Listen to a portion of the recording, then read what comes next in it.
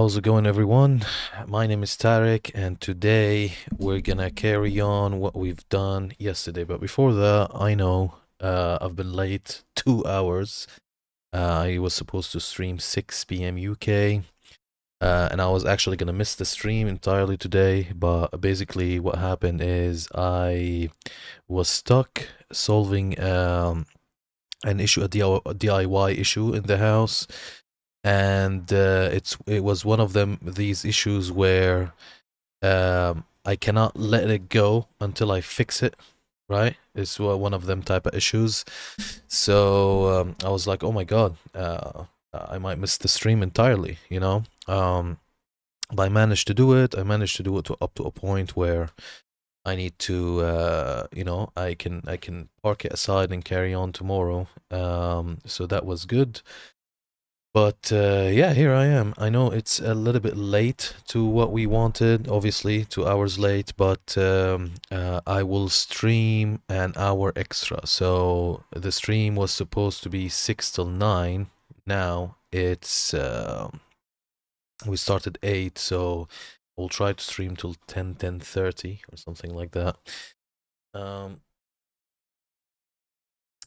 Yeah, so with that being said, you know, I'm glad everybody's here. So what we're gonna do today, as you can see from, by the way, the stream says, as you can see from the title and the thumbnail, it says 9.5, you know, part 9.5. Why is it 9.5? Because yesterday we did a surprise stream, and we did some of the mix and some of the gain staging.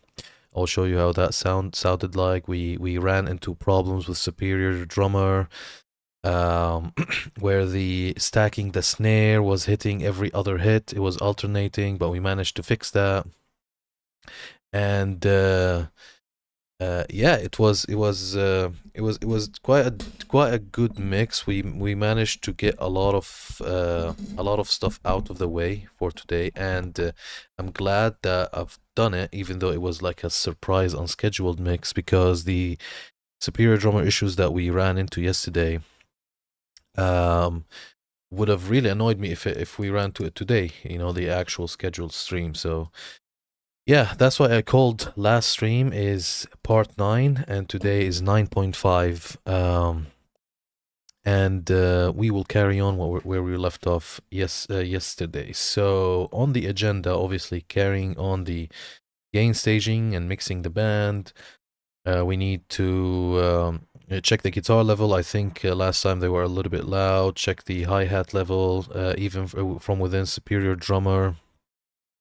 I want to try to do something with the black box for the toms, because we turned them off yesterday, but then I thought of an idea, and I'll show you what I'm talking about when I open Superior Drummer. I want to see if we can blend in Euro bass with the other bass sections, because let me just switch the scene. Because yesterday we had to mute it because we agreed that we're gonna only go with the DI and the bass amp, and we turned off Eurobass. But I was thinking, why don't I just find like the decent frequencies and try to blend it in? Maybe that would work. And yeah, we'll just carry on. Yeah, and I want to try something as well that I thought about with the black box and Superior Drummer to make it as a send. But we'll see what we can do. So let's get cracking. The first thing I want to do from this is I want to listen to see where we are in the mix, and just get the guitar track to sit well, just volume wise, and then we will take it from there. So I'm gonna one.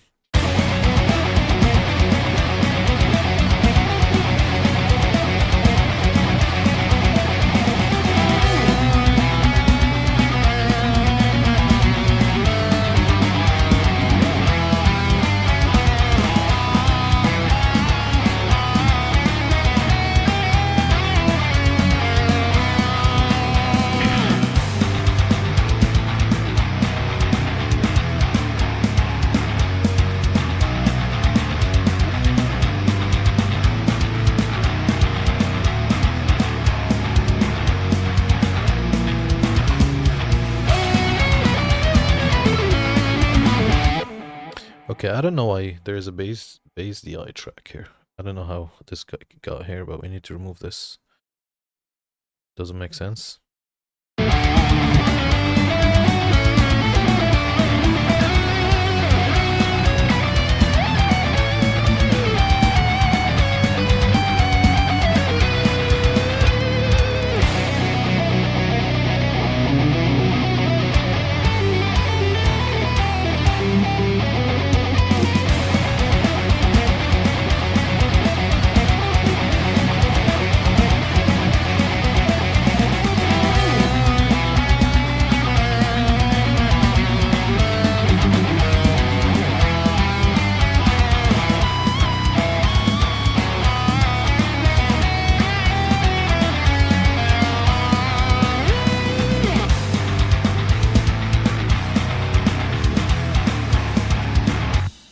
Okay, I think the guitar level here is quite good. So let's go ahead and try to do, try to see if we can get the Euro bass to fit in as well. I was having problem last time with it with the phase. So what I'm gonna do, I'm gonna see if I can actually cut the low frequencies so that it doesn't like so that the phase doesn't get correlate, because normally the phase issues are mostly in the low end. So what I'm gonna do, I'm just gonna load an EQ here. Oops. Okay, and let me just listen to this.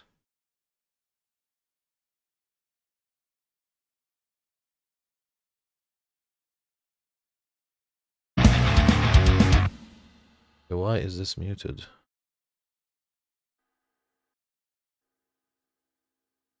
Is this like muted because we've done like maybe a false automation? See. Eurobase. Oh, yes, we've done like actually an automation here for some reason, but we don't want that, so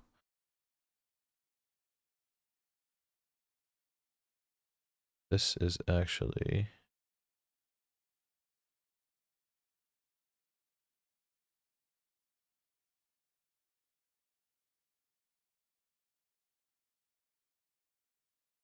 yeah, now let me see. Yeah, it's done. Okay, so for some reason there was like a false automation. Anyway, so let's solo this.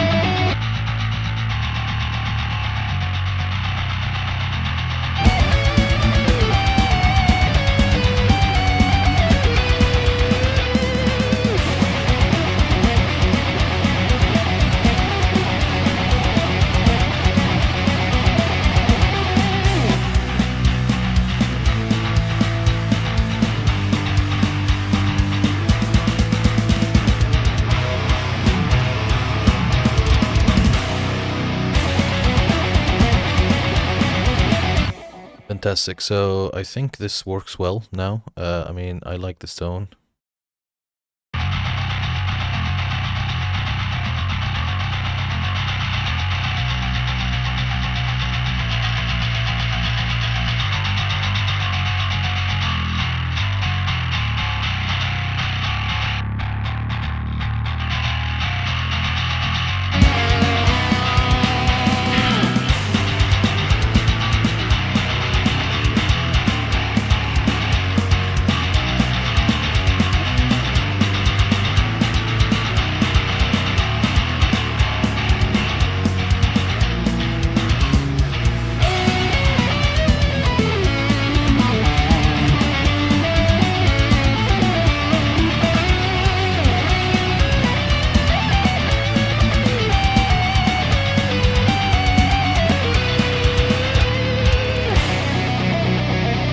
Yes.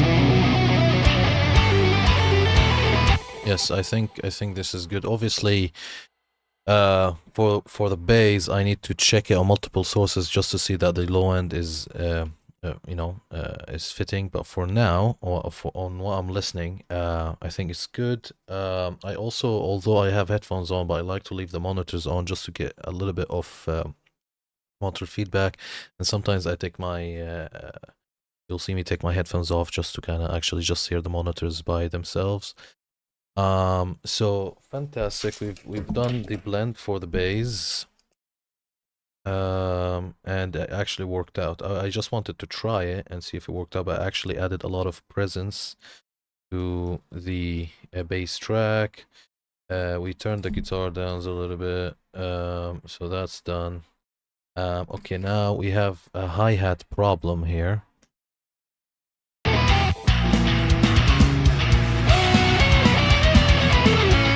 So the problem with the hi-hat is that it's too loud in the overheads and the rooms.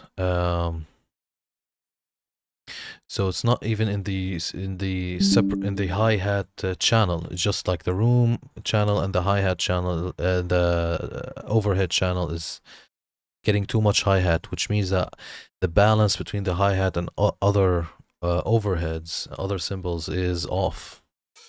Like, this is the volume of the hi-hat. This is it in the overheads.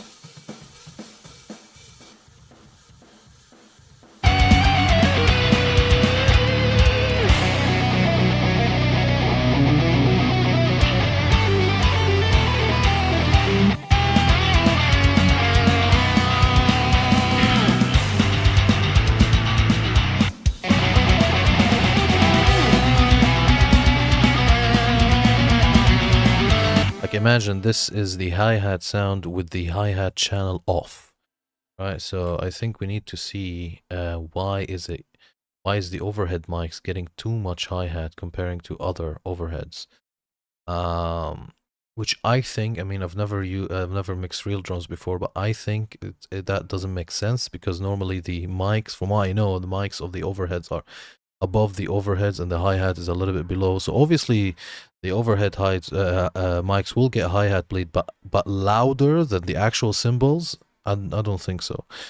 So this is what's concerning me here, is that this is on 5. So I'm gonna put this to 0 here. And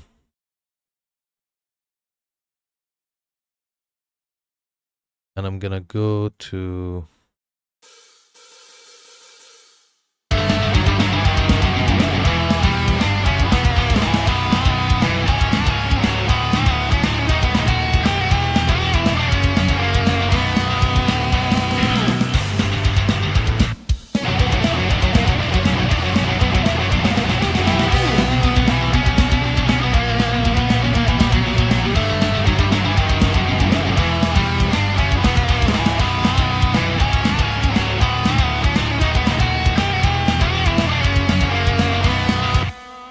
just need to stay in this section for a little bit, just so I can see the hi-hat level. So I'm gonna try to play with this just to see if it's gonna affect the overhead bleed. Let me just go back a little bit.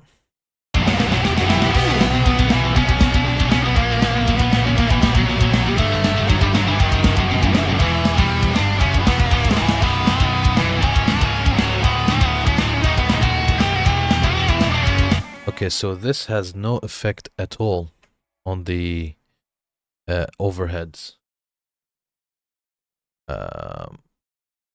So what I might do, let me see if I go,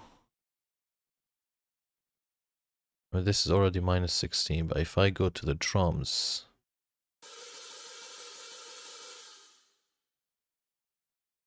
just as an experiment. So the actual hi-hat channel is muted, so all of the hi-hats that we're hearing right now is from the overheads and the drum, the drum room. So if I turn this to here, okay, we don't get anything. So what that means is that I can actually turn this down here, and then turn this up here, and then yeah, so turning this, because turning this doesn't affect this, so I think the best way to balance this is turning this down. So let me try to balance the hi-hat sound with the other cymbals, with the hi-hat channel muted. Okay, so this is too much. Let's try -7. Lucky number.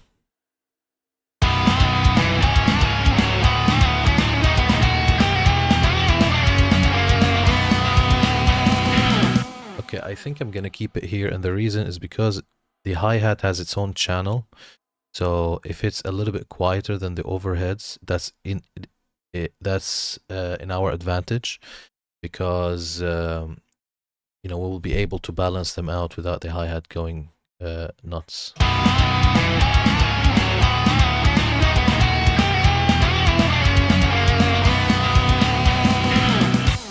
Okay, so I just want to see something. I'm just gonna reset the meter here just to get a perspective. So when the hi-hat is hitting, I want to see where it's peaking, and then when the other cymbal comes in, I want to see where they're peaking, just out of curiosity.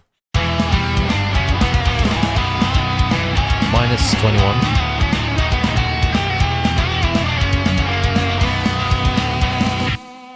Okay. Let me try this again. I don't trust it. I think we started on a cymbal.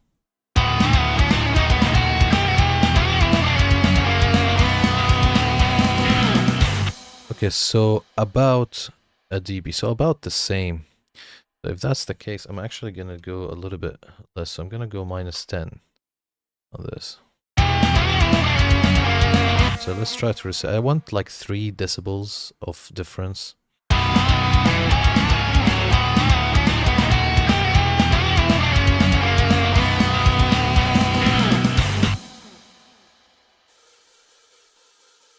Okay. And if I now unmute this,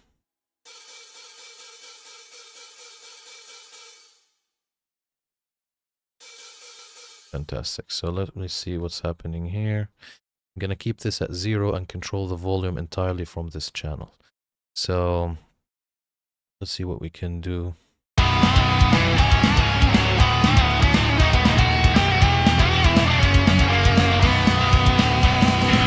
Yeah, so maybe a little bit more, but around that level is better. But we definitely fixed a huge problem. Let me go to Pro L and maybe increase this like 3 dBs. Let's see how that sounds.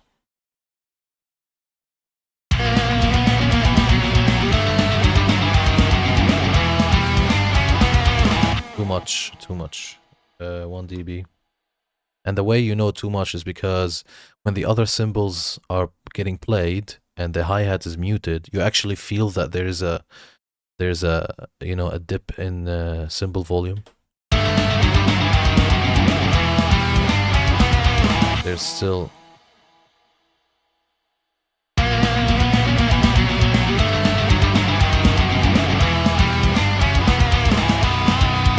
so this is about right, actually. This is about the right volume.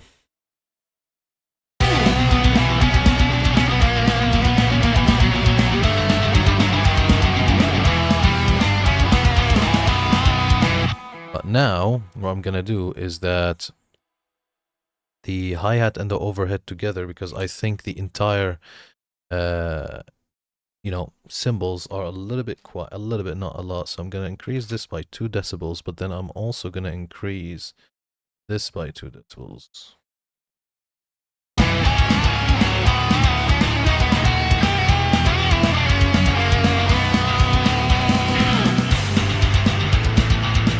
Fantastic. That's number one. Now I need to go to these 2 crashes that we've added, the X crashes that we've got from Metal Machine, and I need to just reduce them a little bit. I'm gonna reduce them by 2.5 each because they're way louder than the rest. Let's see.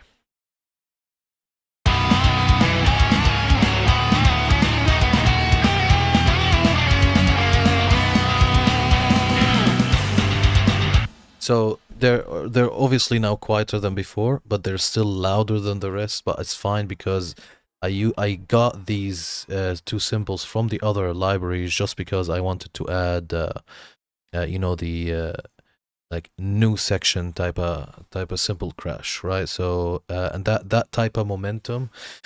It's exactly, basically, I'm trying to do exactly what I'm listening into my head. So in my head, that when there is a new section, it's as if the drummer is saying, let's go, right? So, and let's enter the new section, right? That's why I got these 2 symbols, the very, like, too far end of the spectrums, the pan spectrum from Metal Machine. I've got that, those 2 from that patch, and put it in the patch we're using.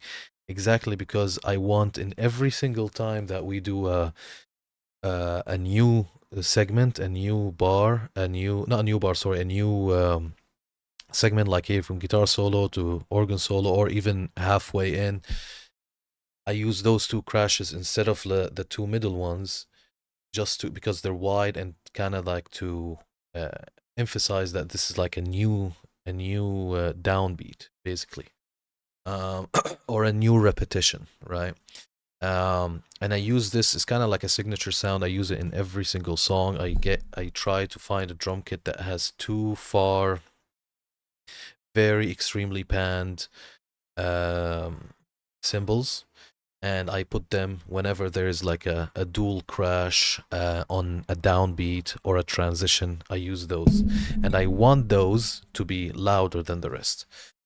Just hit my mic there, so hopefully you didn't hear like a what do you call it, the effect of this, like a reverb. But yeah, so that's hi-hat done. These are just some of the concerns that I had. Now I just want to go here and check something that's I've been thinking about, and I don't know if it will work or not. So last time what we've done, we wanted to put the toms on different channels, but Superior Drummer in the Death Metal Easy X have them all in one, and they had like a black box that but we said, okay, we don't want that. I would rather, between the 2, keeping the black box, which is the effect that Death Metal Easy X have, or having the control of, you know, having an out for each tom. And I chose having an out of each tom and sacrificing the black box. And then I was thinking off stream, I was like, hold on a second. Why can't I just take this black box and just copy it to every single tom? Can I do that, like by pressing like Alt Shift, like what you do in Cubase? So we're gonna try that out. So what we're gonna do, we're gonna go find a section where all the toms are hitting, and I know there's, I think, one here in the outro. So let's just remove this. And actually select these and click P, and it will and Cubase will just mark these. I want to go one before. Oh, sorry, P again. Then I just want to go one before. Why? Oh, I know what's happening. I'm on the 1-1 quantization. So let's go to 16 for. Let's go back 1, and then let's go to our mixer and say, hey, we only want the toms out of this, okay? And let's hear how they sound now. They should sound a little bit more raw because they're without the black box, okay? So let's see. So that's without the black box. So what I was thinking is if we go to the tom black box that we're right now, it's routed to nothing. Again, we chose to sacrifice this because it doesn't have it has all the toms in one bus. So if we take this and click Alt Shift and grab it here, we go and put it on each one of the toms. So you go here. Oh, it took it from here. Okay, I don't actually need it here. Maybe Alt Shift, it doesn't work. Maybe it's Alt Control Shift, like all three. Yes, I actually copied it. What about Alt Control by itself? Okay, so it's Alt Control, not Alt Shift, and not three of them. Alt Control, copy it to all of the tracks. So let's do it. Okay, and have it on each one. Now let's hear the difference. So what I'm gonna do, I'm gonna mark these channels here. Sorry, Shift. Wait. Jesus. Shift. Okay. Let me just see. Can I turn them off all at once? Yes, I can. So let's hear them all with and without. Let's see if if this makes a difference. So this is without. This is with. So I can see a difference. I can hear a difference obviously. So without, with. They're more boomy with the black box. And I think obviously they're more compressed, which is good because now if we keep the black box, we don't have to do as much mixing to them. And I think I like them more like this. So that is one thing I wanted to try, which is turned out really good. The second thing is, let me just save this preset. Save as. So this song is GuiltyGear X Holy Orders.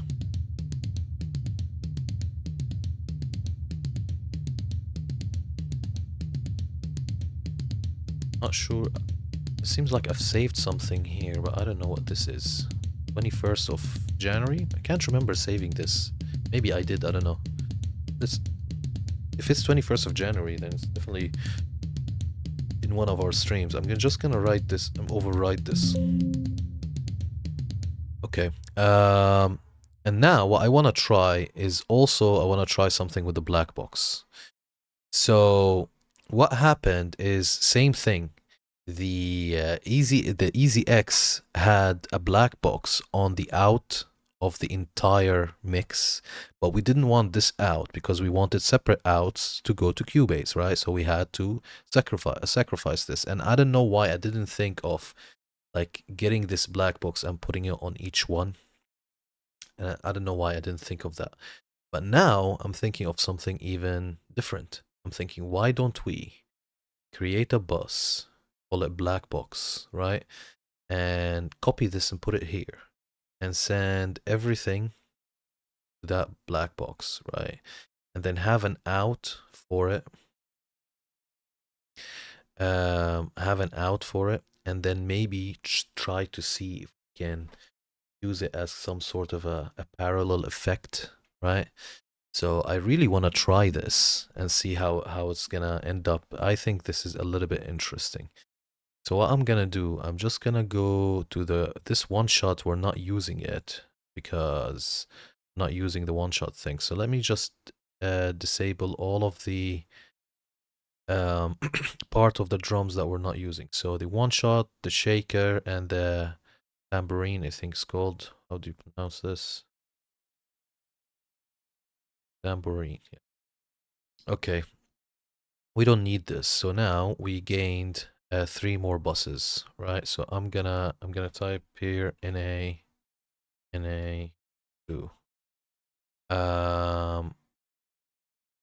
Sorry. Yeah. NA2. Then 16, 14, or like bus 13, bus 12, Plus 11. I like to keep everything neat, although it might take a little bit more time, but that's what I do. So black box, what we're gonna do, we're gonna create a send, and we're just gonna try this out. So this effect here was, it came with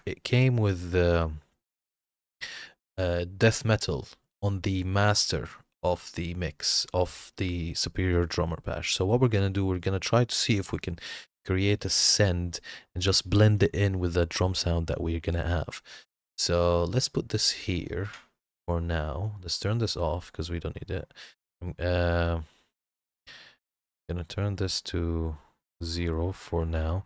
And then what I'm gonna do, I'm gonna take everything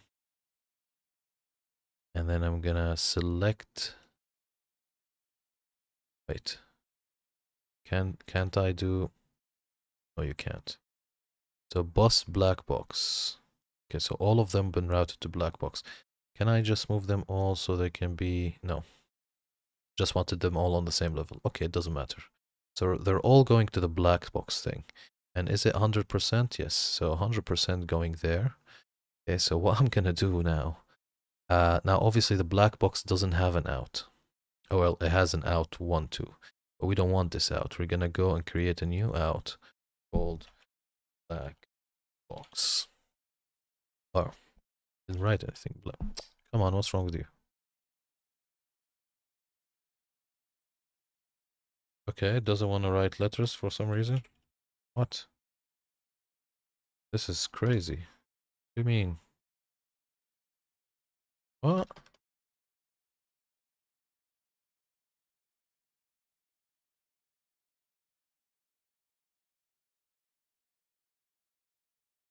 What in the world is happening?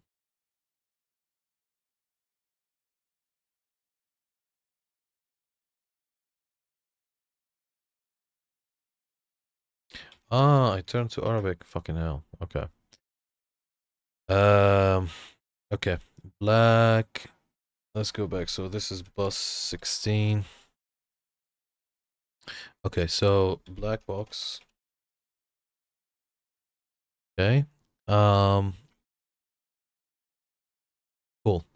Now we need to go to the drums here and tell it to give us this out, which is 2526. And it's gonna be called black box. I've never done this trick before. I'm literally trying it with you. Right, so now we have the black box out. Let's see how just the black box sounds like. So I'm gonna unsolo everything and solo this. Do I have this selected here?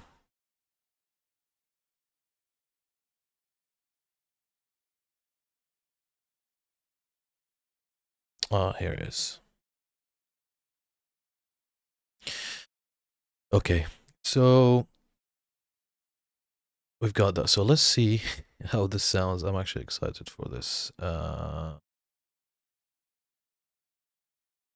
Wait, where are we? All right, nothing is coming out. Let's see, why is that? Well, this is on 0, that's why. And this needs to go to the black box out. This action cleared feedback loop, therefore has been cancelled. Interesting. This action will create a feedback loop.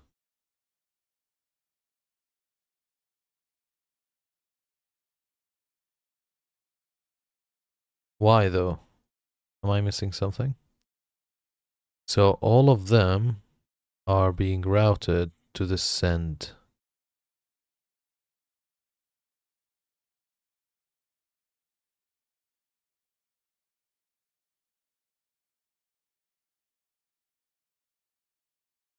And then this send.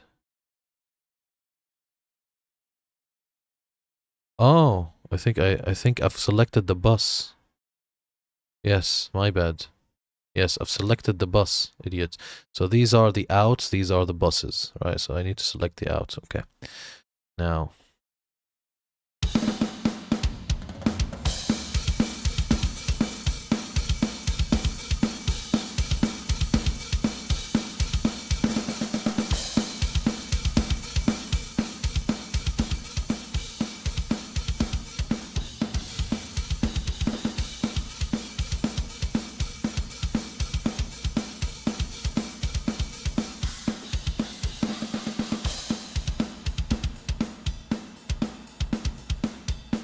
So it sounds cool. What I'm gonna do though, I'm gonna just tell the hi-hat to go to chill. So I'm gonna reduce the send of the hi-hat by 3 dB.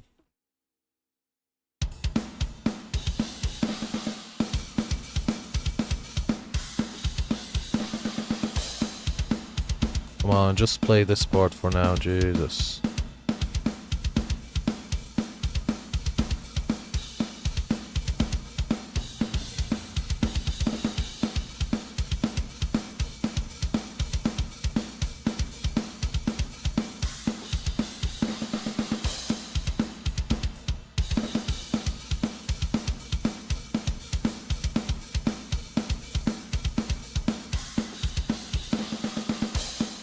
Hey. Okay, I think, let's see, -4. Yeah, as I thought, that sounds good. Okay, so we've got it. I think the sound, this is cool. So it's kind of like we're gonna mix in the sound that was given to us by Easy Drummer with whatever sound we end up with. Because remember, these are getting the raw sound from the mix here, and then obviously we're gonna do our effect outside. And then yeah, now my question is am I gonna route this to the drum master, or am I gonna route this immediately to the band? The band. I wish we can do a send here as well, but we can't. So what I think I'm gonna do,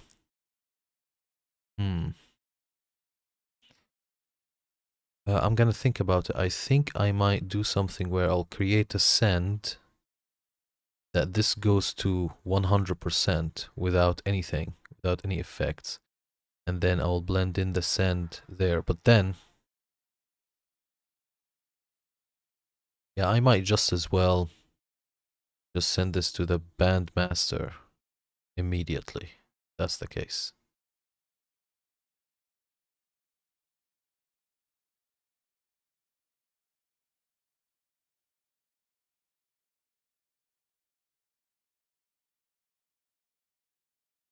I'll put it at 0 for now, and we can blend it in slowly. So let me see. Obviously, we haven't finished mixing the drums, but let me see how it sound like if we blended everything. So I've got this at 0.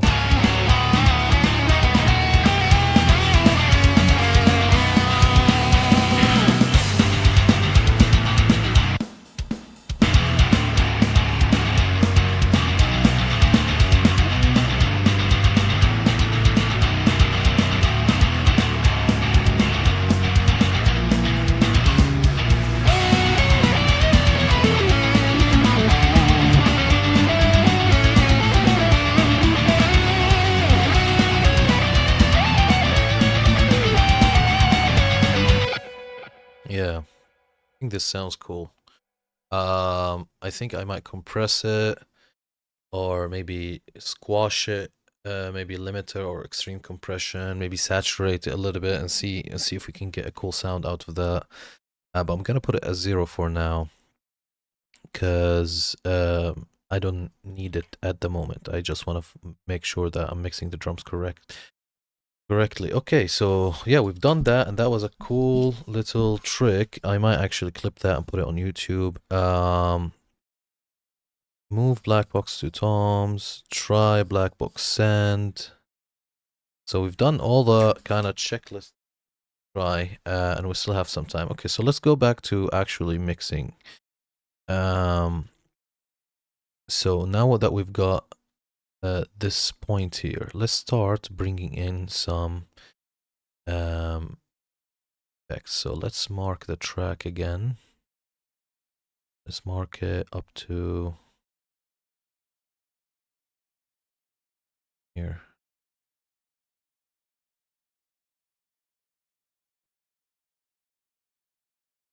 Here.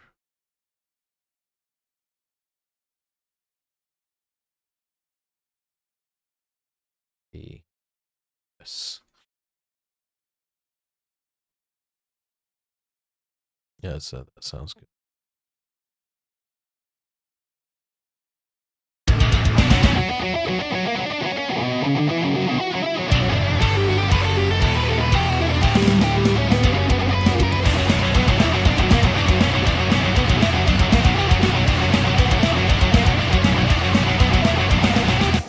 I love that bass sound. Okay, so let's go to the kick first, solo.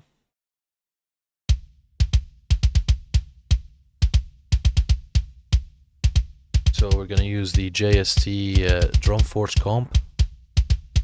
So let's go to, put this at 0, start in.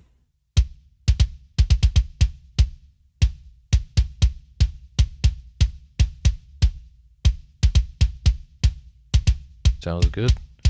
Let's try different settings. Obviously when I change this, we're not gonna hit -3 anymore. I think this will hit more. Too much.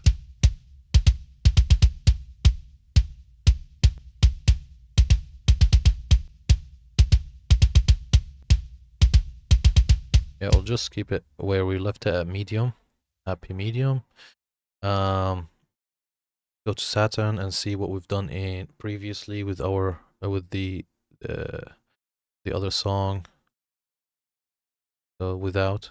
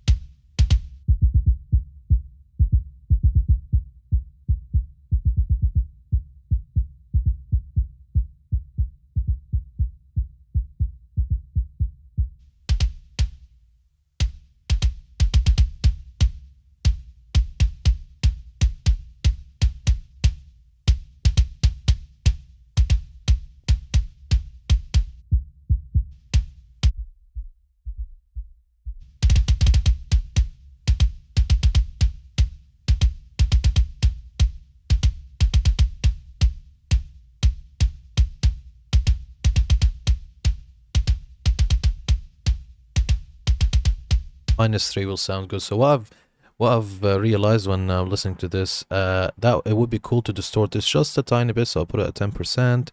This is also at 10%, but I've put it down so I want more distortion but less volume. So let's go without.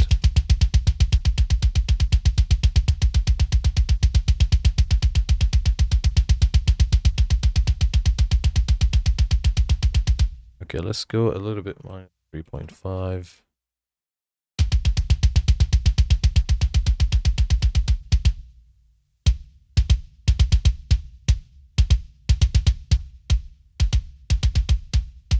Right, so let's see. This is at 0. Let's see if which sound is this range is.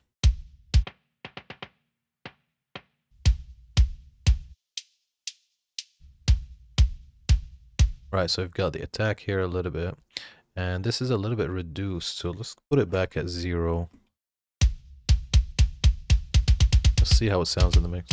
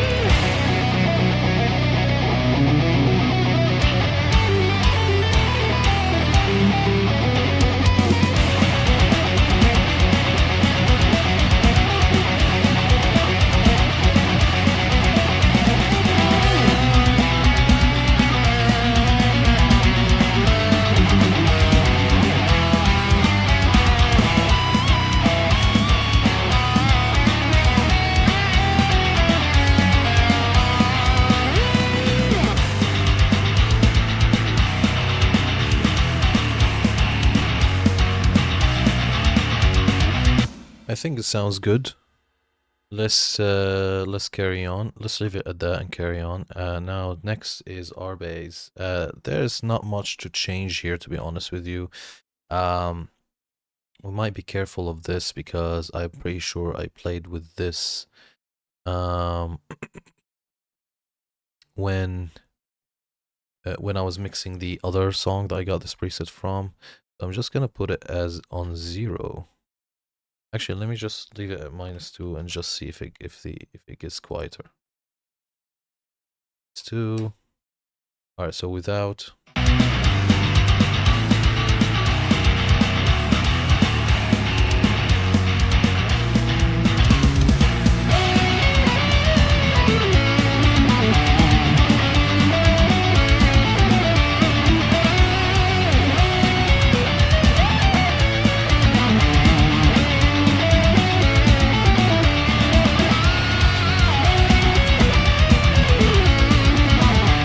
Fantastic. Just a little bit of quick automation here for this section. Either automation or let's do both. So let's go and reduce the velocity here.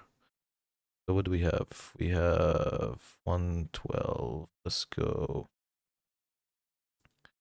a little bit like this.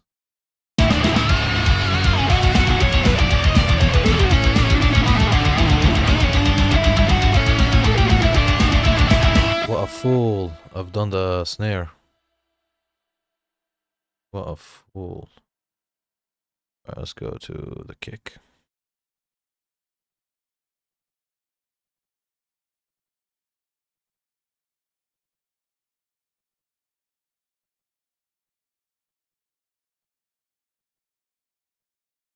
Okay, so let's see. I'm gonna put it down like a lot, and then I'm gonna bring it up to see, you know, what level we're gonna like.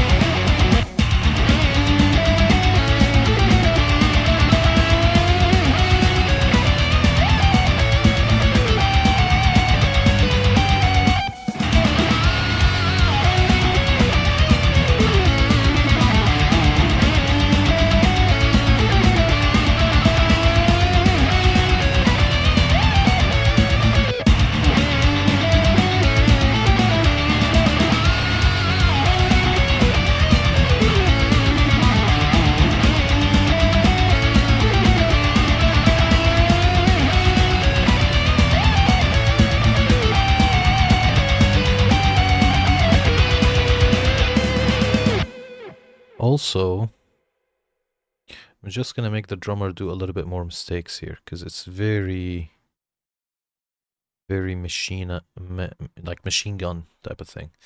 So I'm just gonna go to quantize. Let me put the lowest possible quantize, which is triplet 64. Is 128 more? 128 is even more. Okay, and I'm gonna do, let's see. Gonna do 3 ticks. Like quantize. The 3 ticks is too tight. 6 ticks. Too tight. Go.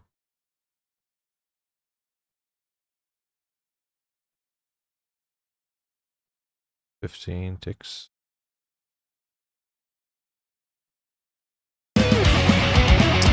Hey.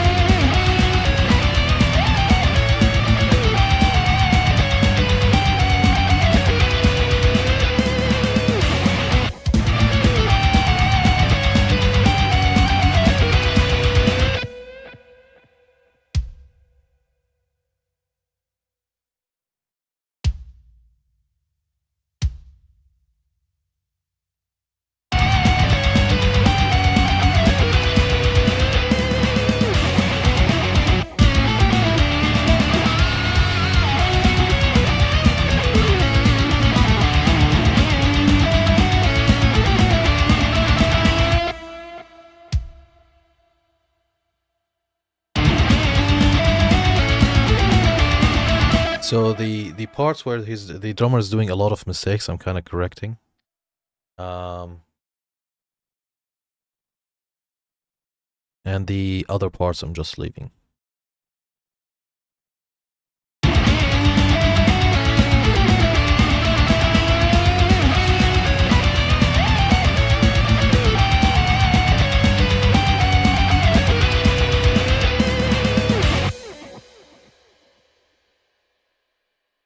Fantastic. Let's see this. Okay. All right, sounds good. Okay, so let's go back to mixing. This shit fire. Don't ask. Thanks a ton for joining us, for watching, and for commenting. Yeah, thank you. How how how long have you been watching so I can maybe play the track for you? Because I don't know what you've heard so far. Maybe I can play the track for you. So what? Just to give you a brief on what we're doing, as you can see from the title, we're mixing. So this month we're working on this track, which is a cover for Guilty Gear, the game Guilty Gear. The track is Holy Orders. Normally I do originals, but I wanted to start my streaming thing with like covers and stuff like that, just so I can get get an understanding of streaming and all of that stuff.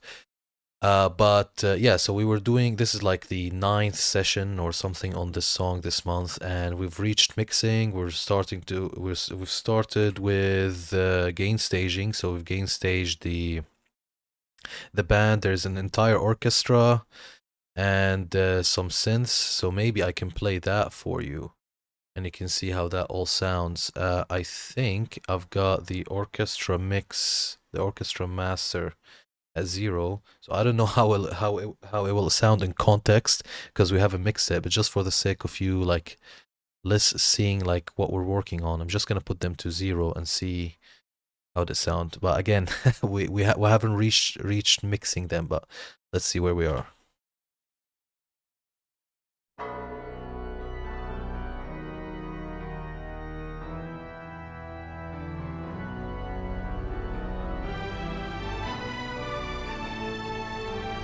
Yes, first time I stream mixing live, and it's throwing me off a little bit, but I'm enjoying it. It's teaching me how to do it faster, if you know what I mean.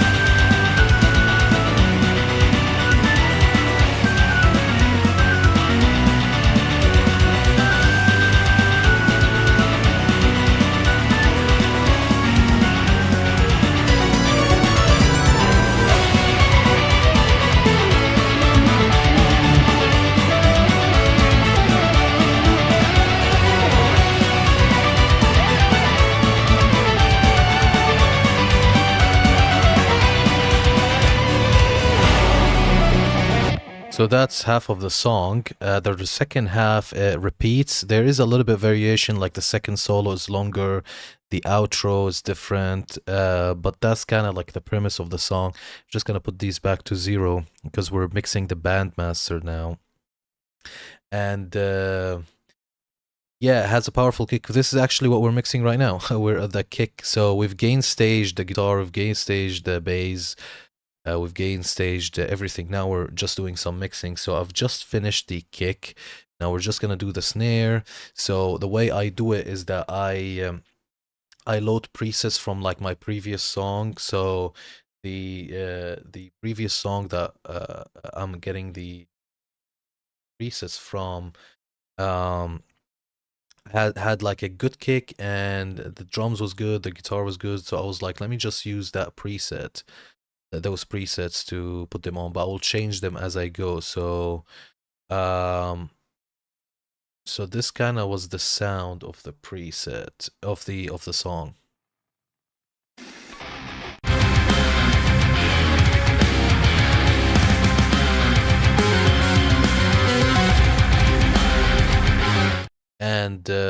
And yeah, so I went before the stream and copied all of the individual channel presets, and I was like, let me do it in a way where it will make me mix faster, and I'll just summon each preset for each channel as I go. So I've summoned the preset for the snare. I've only turned the first two just for gain staging. Now we're gonna see what we had on that track for the snare.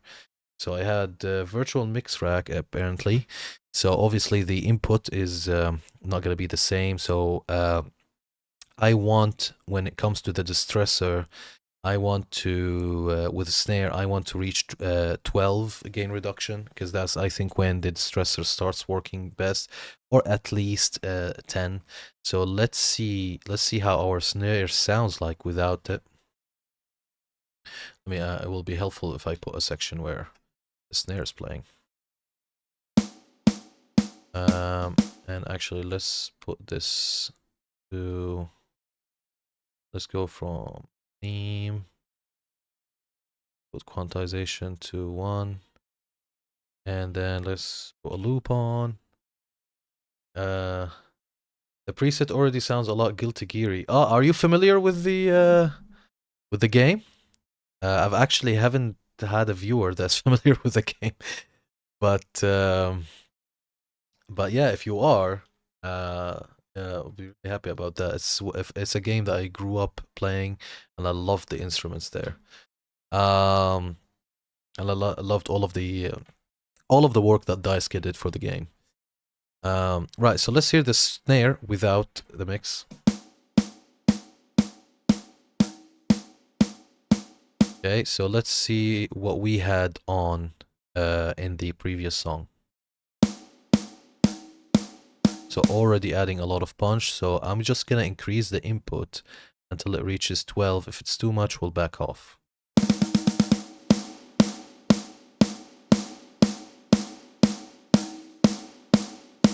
So I think it's sounding more. You played Strive, Exart with some friend. Oh, fantastic! I'm more of the Guilty Gear X, generation. But obviously, I've played Strive. I've watched also the story anime thing. I haven't. No, what? No, I've watched the story for the Xrd, but I haven't watched the story for Strive, or whichever one came first. It's basically when what's her name? Ariel, I think, shows up. But yeah, but I need to watch the latest one. I can't remember if the Strive is the latest one or Exart's the latest one. I need to watch the anime for that. I think it has a fucking decent story. If you know the entire story, I mean the story is mad. I don't know why there isn't like an actual official like episodic anime for it, because it will be what I mean. The story is I personally, it hits everything. I like the character design is exactly what I like. Obviously, all of the names and most of the attack names are after metal bands or metal songs or stuff like Kai, Ride the Lightning is Metallica, Testament is a band, and there's a lot. So yeah, the story long. The story is long. I mean, it's that game has been on for ages. But yeah, but glad to see that you Strive is the latest one. Yeah, so that's the one when I started the video for the story. I think there's like they're in the city, and I remember the villain was going to a meeting where like the government is, and he makes an explosion or something like this. And I haven't watched it fully. I think I've watched like the first 10 minutes of it, and then I was like, then I got distracted by other stuff. But I really want to carry on the story. But yeah, that's what we're doing with this. The actual song was in E standard, so I'm not sure if you're a guitarist, but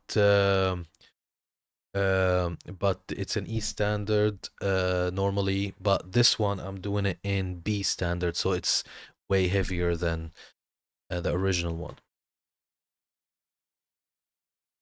Cool fact. Yeah. Yeah, it's a great story. I haven't played all the games, but yeah, most of the original ones I did. Um, Fantastic. So let's see the snare without this, and let's see it with it. It already sounds way more powerful. Let's bring the song back on.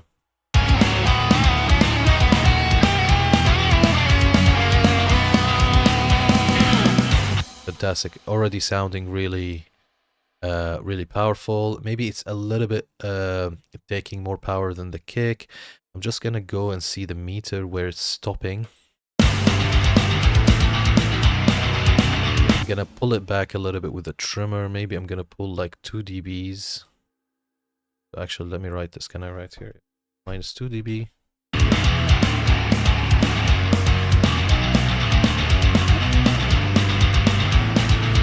Let's do more. Let's do 3.5.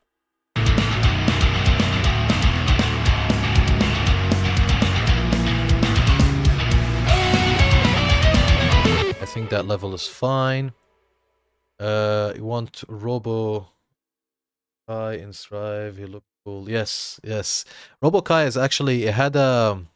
If you go to the story, there is a 10-minute story for Robo Kai that's actually fantastic. I don't know if I find it, I will share it. Let me see. The problem is if I open YouTube, ruin the bandwidth, but there is from the Exard. If you're saying this Strive is the latest one, then the one I watched fully is Exard, and in the Exard office there's the main story, but as well there's like short like spin-off stories that were happening while the main story is happening of Exard, and they're like 5 minutes, and there's like one for 4 characters or 5 characters. One of them is Robokai, and that 5-10 minute segment is really cool. Really highly recommend you watch it if that's your favorite character.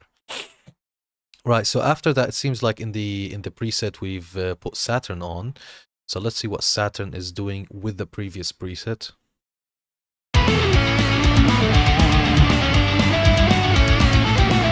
So let's solo the snare.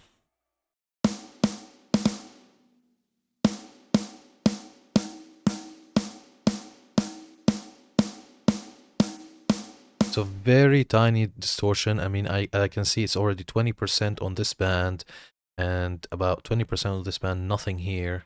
There is no EQ going on, so this is, I've actually reduced this minus 1 dB. Let's play and see.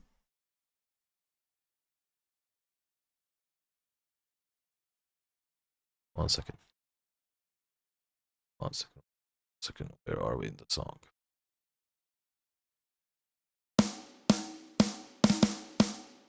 So if I put this back to 0, wait.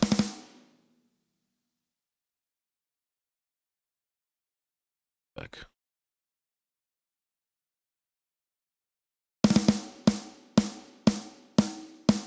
Okay, so we need less. Yeah, no, highly recommend you watch it. Yeah, for sure, enjoy. And if you find anything, let me know. Like if you find anything in the mix or like any comments, please feel free to share. And don't forget to give us a sub also on YouTube. Just we're trying to get to these numbers here. Hopefully so we can get the channel monetized. We've also got people, I think, watching on Kick and Twitch. Hope you guys are enjoying stuff as well over there. So minus 1 dB is what the preset was on. So if I go back to the song,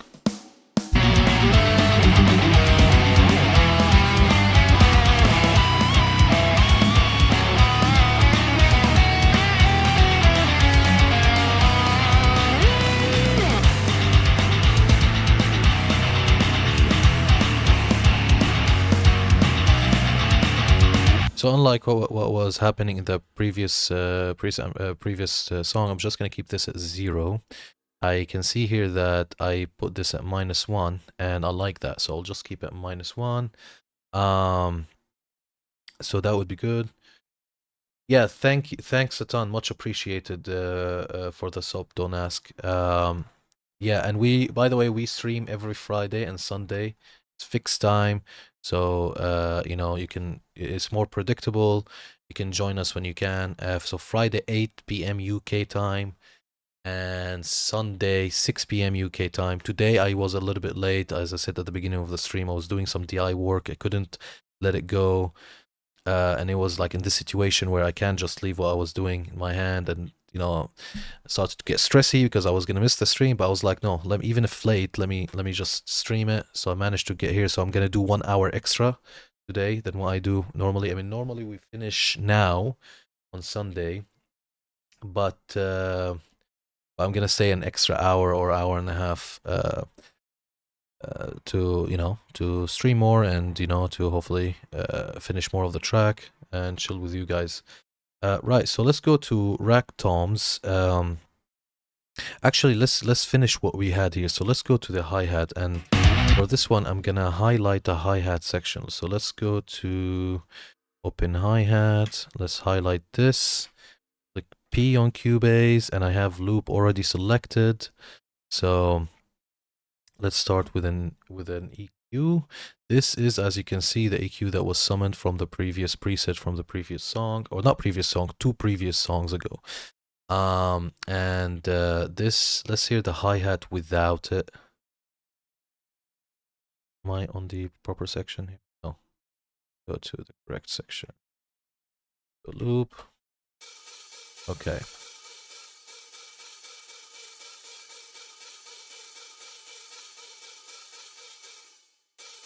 Right, so that's without it. This is with it. So I think I've added a ton of high end here and removed a lot of low end, but I think I'm just gonna back off a little bit because the hi-hat apparently that I was using last time had less low end than this, so I'm just gonna keep the low end here, and I'm gonna go with a more natural low cut. Let me try to see if I turn off the high end here to see what will happen. It's definitely adding more sheen to it. +3 is not as extreme, and I think it's adding the correct amount of high end. Now the thing that I might change is this. Apparently, from what I can see, this, I was trying to cut something from the previous hi-hat, but this might not be in this hi-hat. So let's try to see what frequency is this I was trying to cut. So I'm gonna turn it off and listen to it in solo. So I'm just gonna listen to this frequency in solo. Yes, so I cannot hear anything that bad here. So I don't think this is needed in this instance. So I'm gonna just delete it. Right, so let's go to compressor. So again, we're using JST Drumforge comp. We'll put it on overheads, and we want to get to -3 dB in reduction. Medium compression is fine. So let's put this on 0 and see how much we need to compress to get -3 decibels. So turn it on.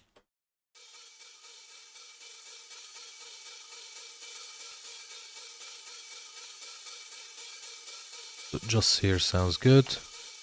Fantastic. Virtual mix rack is next. Right, so I think I've just loaded a hi-hat preset back then, and I was working with this. So let's just see how it sounds with it as it is. And I trimmed the living hell out of this for some reason.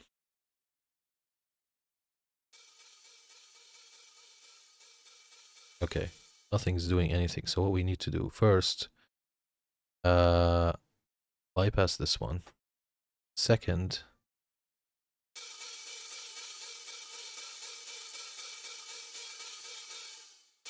this is off. So it was loaded off, okay.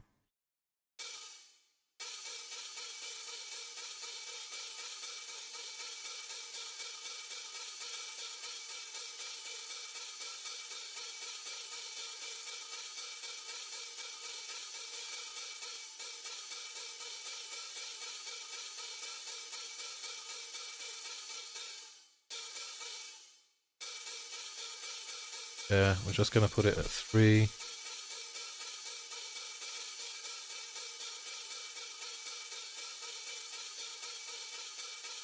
Take this down a little bit. Too much shimmer. 1.5, just a little bit. And then this trimmer doesn't need to be working, so I'm just gonna put it back at 0 and turn it on in case we need it. But the way I know that the compression is right. By the way, this is off. So also, every time you want to see what changes you're doing, just exaggerate it to understand what this effect is doing, and then dial it back. So what this is doing with the shimmer is this. So now I know what sound is this giving. And too much of it will bring a lot of ear fatigue. So I'm just gonna again put like about a dB and a half. And we'll leave it at that. Let's compare the sound before and after. I want it to have the same level. I don't want it to be louder.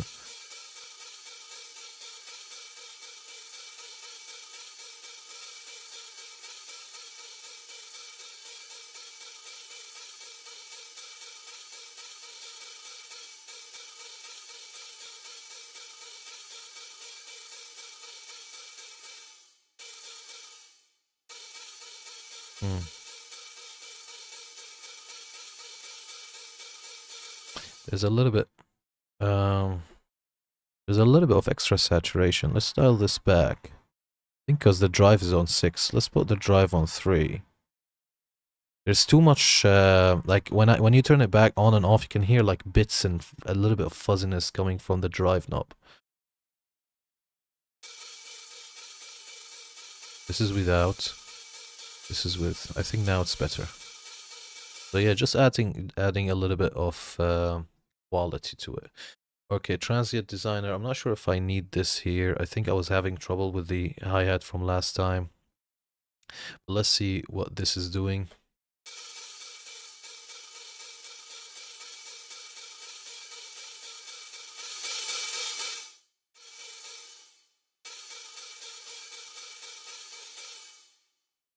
And nothing really.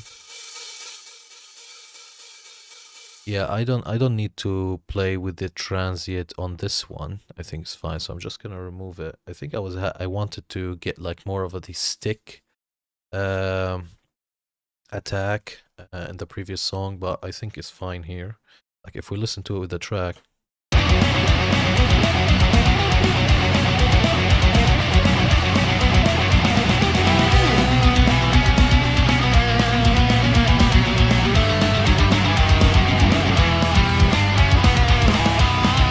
I think sounds fine. All right, overheads. Wow, we've done a lot here. So I think that's too much.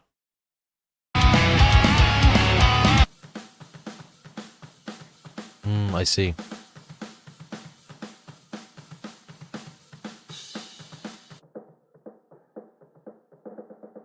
Okay, so this was to reduce the snare, and I think this is to tame the kick. And obviously low pass. I just need to change this a little bit, move this a little bit here, and then maybe take this down further, and then plus 3 dB is good.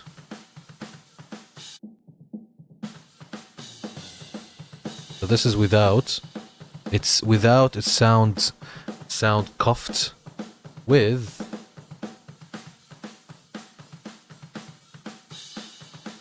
yes, exactly. And the cool thing about the hi-hat is, or the bad thing about the hi-hat is that too much hi-hat is very ear fatiguey, and it's such a loud instrument. That's why I try to keep it low, because sometimes when I'm mixing, I mean, I'm gonna talk about myself. I don't know if people have the same problem, but when I mix, when I'm zoning on one instrument, like I'm only now listening to this instrument, so I just want to hear it in the mix, so I try to make it louder or something, or you put it on a wrong level, and then when you do other tracks, other channels, you start to hear that that one was loud. So I've learned after doing this a few times is that hi-hats are a little bit louder. They trick you, just like guitars. So guitars, yesterday when we done the staging, I thought the guitar were fine, but today before the stream I clicked play on it just to kind of have a listen, and they were louder than I thought, you know. And guitars as well, they are always louder than what you think they are, right? So yeah, there are some instruments where it's tricky. You think you've got them at the right level, but they're actually, if you put them a little bit lower, they will still be audible, you know, because they're normally louder than you are. And with those instruments, what I normally like to do is that put it down to the end and then fade it slightly up until I start to hear it, and then leave it there, right? That's what I've done with the guitars today for them to sit nicely. I'm talking about the rhythm guitar, not the leads. Yes, exactly. Great balance. Right, so this is the overheads. So the overheads is everything, is the hi-hat and the cymbals and everything. While the hi-hat has its own channel as well on top of that, right? So the hi-hat has on top, but then in the entire overheads with the hi-hat that has their own thing, right? So that sounds fine. So let's remove it. This is without it. Too much kick and snare. With it, the kick a little bit going down, the snare a little bit going down. So that's good. Now let's see how we're gonna compress this. So I had in the previous song also drum force compressor. I have it on overheads. Again, we're gonna put it on the mid setting. We'll go down to 0 and we'll keep increasing it until we hit -3.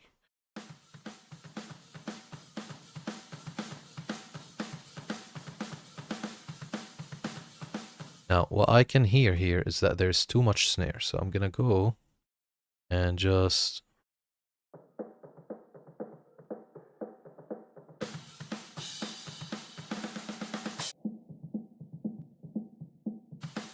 here. Let's take this to -6, and let's put this at -3. What did I do here? 1 second. This is -6. Jesus, why did it go too much? Ah, I was on a 6 decibel view. Alright, so if I bypass this, a lot of kick came back. If I bypass these, a lot of snare came back. So snare is here. Right, but I don't want this to be constantly down. So again, I'm gonna do the same trick. I'm gonna put it here, but then tell the dynamic EQ to go down to -6 whenever the snare hits. This way I have it when the volume is normal, and it gets reduced when there's too much volume. And too much volume in this case is snare. I might even get away with... Yes. And even here. Now there is a digital way to do it, but the digital way to do it is to go to Superior Drummer, turn off the bleed. But I just want to keep it so I can kind of learn how to mix in a normal situation. Obviously, a lot of the Superior Drummer Easy Mix are already way more polished, 60% there anyway, or even more. But you know, slowly we'll see.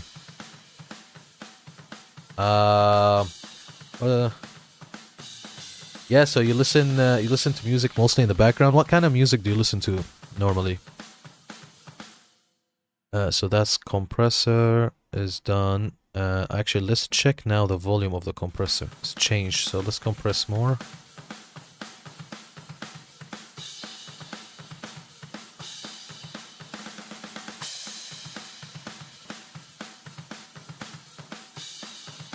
And by the way, what I'm gonna do, because this has more hi-hat, I'm gonna put a section where it has more cymbals.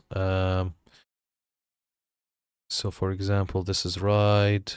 It has ride and crashes here a lot, so I'm gonna go here And click P, put this here.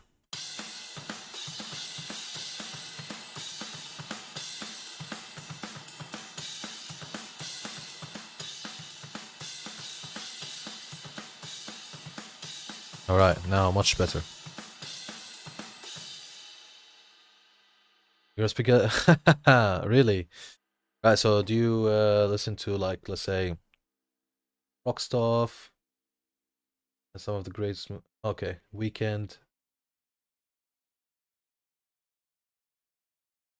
Yeah, Weekend. There's that song. I don't listen to pop a lot, but that song, Blinding Lights, I was thinking of covering.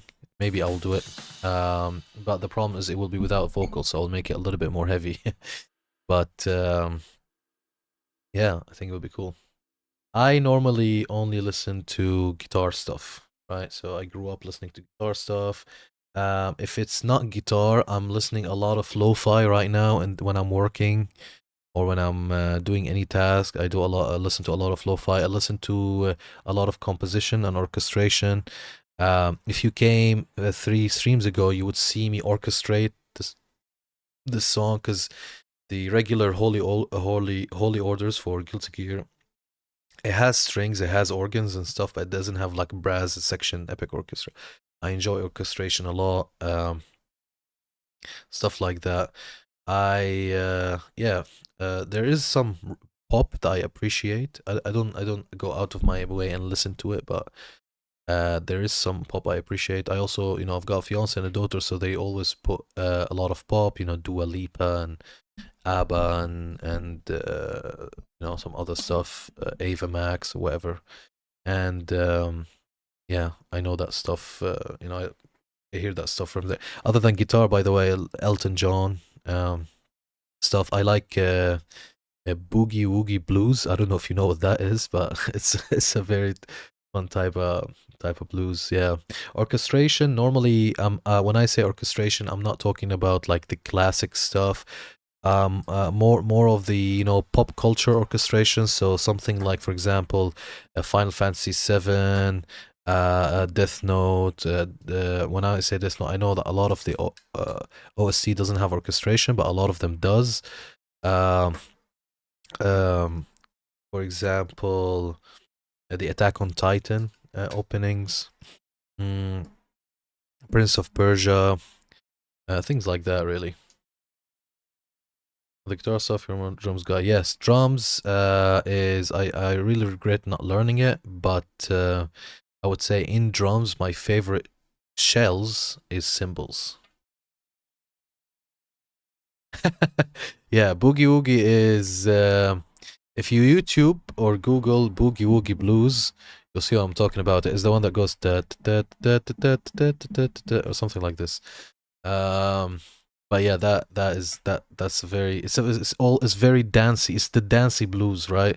So obviously blues sometimes it's known as a sad music, but Boogie Woogie is the dance, like it's more rock and roll type of blues. Yeah, and it's very piano heavy, right? I find it fun. Yeah, so with that being said, let's carry on. So we've got a drum forge, a transient again here on the overheads. Let's see what this is doing. If I can increase the attack.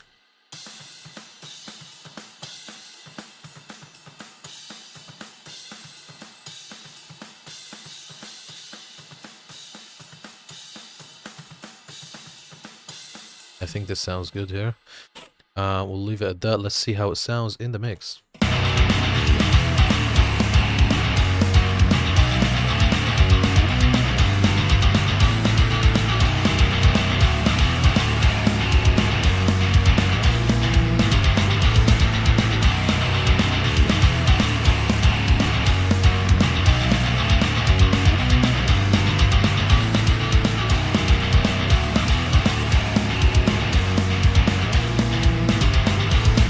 By the way, I have the loop on a weird spot. Let me have it here.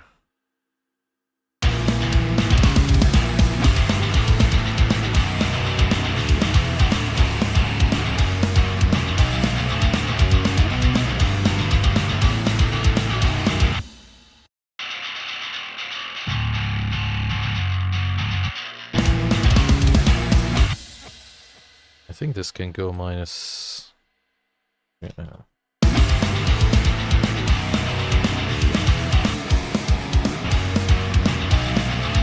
Yeah, the bass is actually quieter than what you think. Is actually, sorry, louder than when you think. And the way I normally test that is by just, if you click mute and you don't feel bass anymore, then it's there, right? So I go down to a level where when I click mute and I don't feel it anymore, it's there. But then if I go a little bit lower and I click mute, then I can't tell a difference. So here, for example, this is with it. But when you mute it, a lot of the song goes, so it seems like it's a little bit loud. So I'm gonna go as far as -5. Let's see.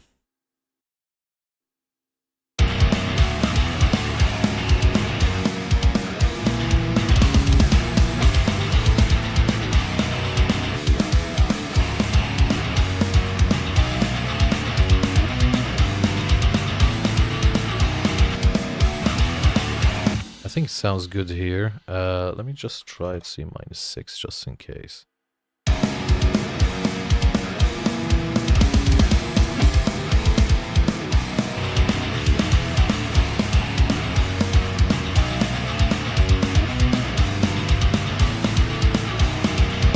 think that's too much, so let's just stay at -5. And what I'm gonna do actually instead of that is I'm gonna go here and just summon this, and I'll put, no, let me just keep it at -5 and I'll play with it when I come back to the bass. Right, so now we've got the overheads done. Okay, let's do the rooms. So let's hear the rooms by itself. Okay, let's go to EQ. Yeah, no worries, man. Thank you. Don't ask for joining us and chatting. As I said, we're here always Friday, Sunday. So make sure you give us sub, and give us a bell. They can get notified. But yeah, see you next time. Thank you for joining. Okay, so rooms. So this is with the EQ. This is without.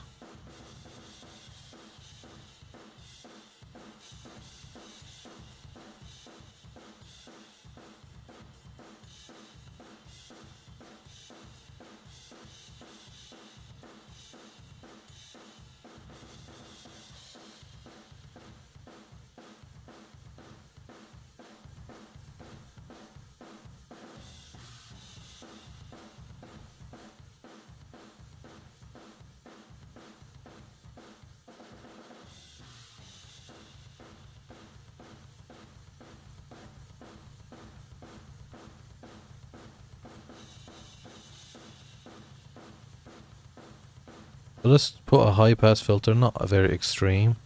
And let's put a low pass filter, also not very extreme, just to kind of tame it.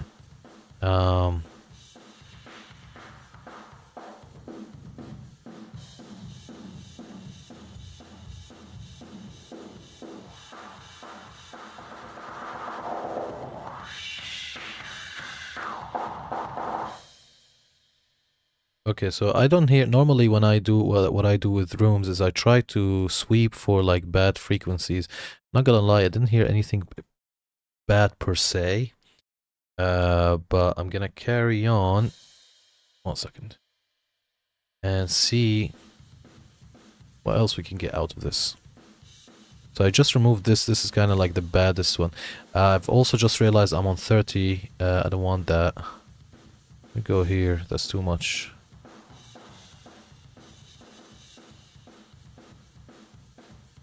Okay.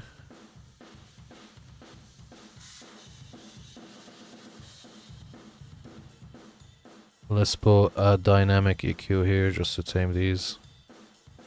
Let's widen it up so it's covering more area. And let's do an expander here on this.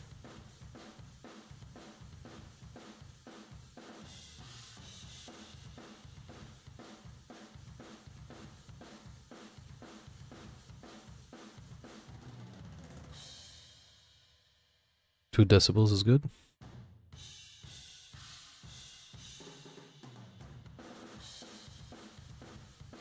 Let's see without.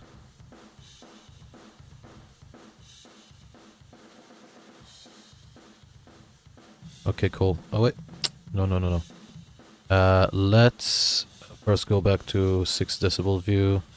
Let's put this half what it is, so minus 1.5 to get a little bit of that drum, that kick power back. Yeah, and let's put this a little bit less, maybe also 5.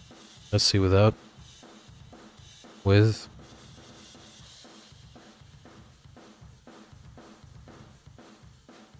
So it's definitely more dynamic with it. So that's good. Let's go some of the mixer back. Okay, now comp. I'm pretty sure this is squashed. So, and drum force comp. We have it on room setting. We have it on soft, which is interesting. Again, this is from a different preset, different track. So don't mind the preset so much. Let's put this at 0 and see where we go. I'm gonna start with soft to see how that would sound like, and then we'll go take it from there.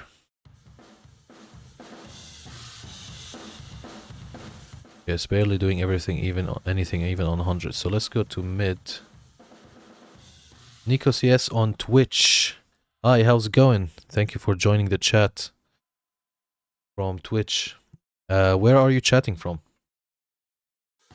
Let's try mid setting, and let's see if we can get it to -3. So we can't even get that. Let's try hard setting.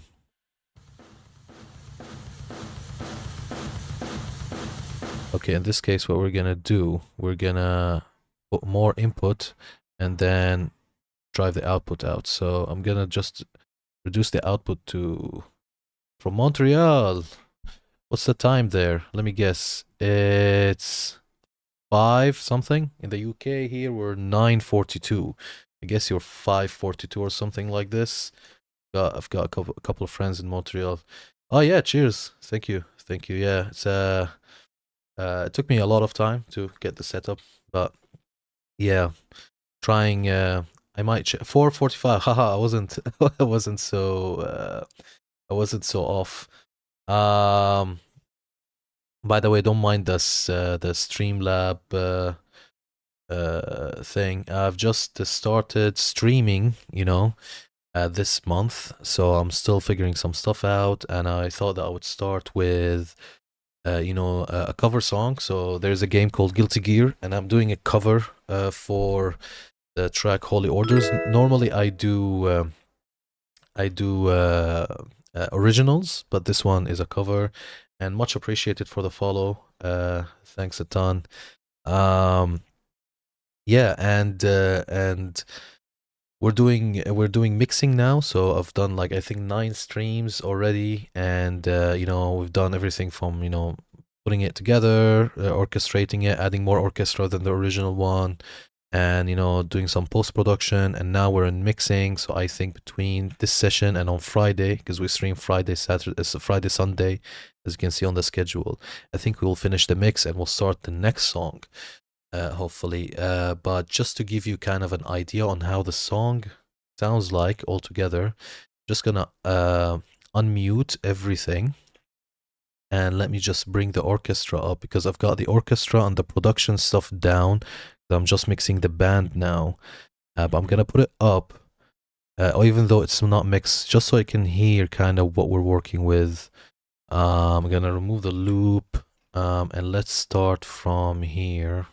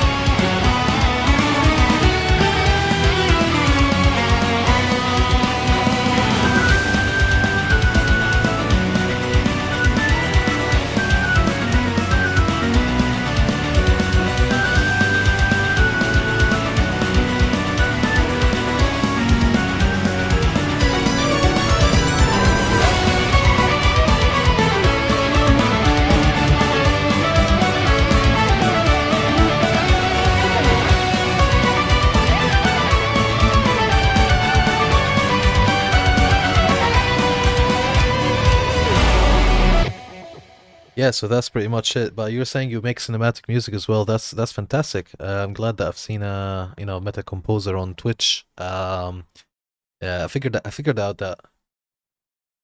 Is this for some game cutscene trailer? So there is a game called Guilty Gear, and they have. I'm not sure if you're familiar with the game. It's kind of like a Mortal Kombat style, but it's anime. It's very OG. Like we're talking from the 90s. I grew up with this game. It's by Arc System Works, I think the company or something like that. System Arcworks Systems, something like that. And the entire OST is rock, right? And when I grew up, I got really inspired by by everything from the game, from the character design to the OSTs to everything. The story. So I already covered one of their tracks, Midnight Carnival. I've got it on Spotify, but I thought when I'm gonna start streaming, the streaming thing, I'm gonna start with Holy Orders, and I'm gonna add a lot of orchestration to it. So the original have strings, but it has in one section. So it has the original, this section right here. Where's solo 2, this here. So if you go to strings, so the original has this, right? But I've added strings elsewhere. It doesn't have brass. So for example, I've added brass here. This brass section over this solo, I've added. So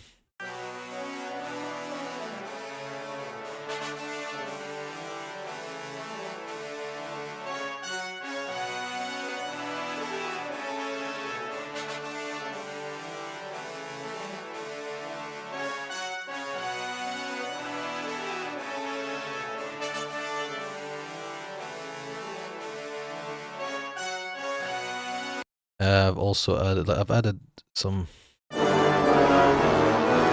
but again, I haven't reached with mixing the orchestra yet. That's why it was off. And I've added some stuff. Choir, it didn't have choir, the original, some woodwinds, percussion, some stuff, bells, things like that, and some synths as well. So there are a lot of flaring, kind of experimenting with some stuff. Yeah, much appreciated. And that's it. Now, since you're a cinematic guy, I know that you probably noticed that a lot of this is not modulated well, and a lot of the velocity are on extreme. The modulation is on extreme, and the reason for that is when you're doing it with rock, and the band is the main protagonist, not the orchestra. I found there's two ways you can accomplish this and make the orchestra shine with the band. And number one, either layer a lot of samples, so make a lot of like I don't know, use some Spitfire, some Audio Imperial, some stuff with playing the same thing. That will cut through the mix. Or the second thing is to make a lot of the modulation extremely unrealistic, and everything's like fully like max, everything expression is maxed, right? And that is another way to get stuff to cut through the mix. This is why, for example, this brass section here,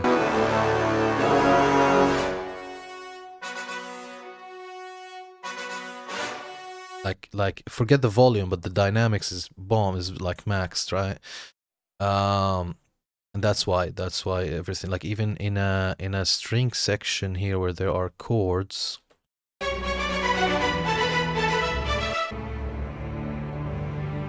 and you see it's not modulated. Normally you will do mountains, right, of modulation, or like this one is bomb, everything max from the get-go. And I know that's kind of like a composition error per se, but if you're doing a rock song and the band is the main protagonist and everything else is decoration, or not decoration, like kind of a support, then I think the philosophy needs to change about this. But yeah, I'm not sure if you agree with me or not. Let me know what's your thought about this. Do you have like another way to do this to kind of make it cut through the mix with the wall of guitars and stuff? I haven't found another way. Maybe there's a better way. I don't know. But yeah, the second way, which I told you about, layering samples, is also good, but you can imagine how intense, like resource consuming that is, right? That's why I choose this method. But yeah. So where we are right now is we're mixing rooms. So what I wanted to get all the in until we hit -3. Sorry, I'm just gonna turn down the orchestra and the production stuff down and keep the band master.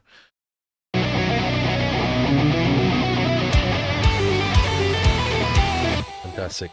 Now I want to solo the drum room and just get it back to the same volume as it was. So let me just remember the volume. It was hitting about -33, so we need to increase it until that is the case.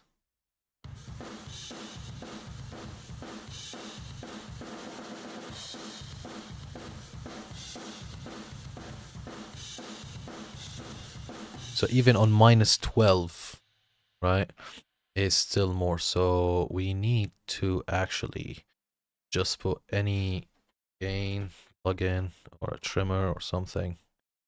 Just bring it down a little bit. Now you might say, why don't you bring it down from the knob? I can do that, but I prefer to... Where is it? Why didn't it come up?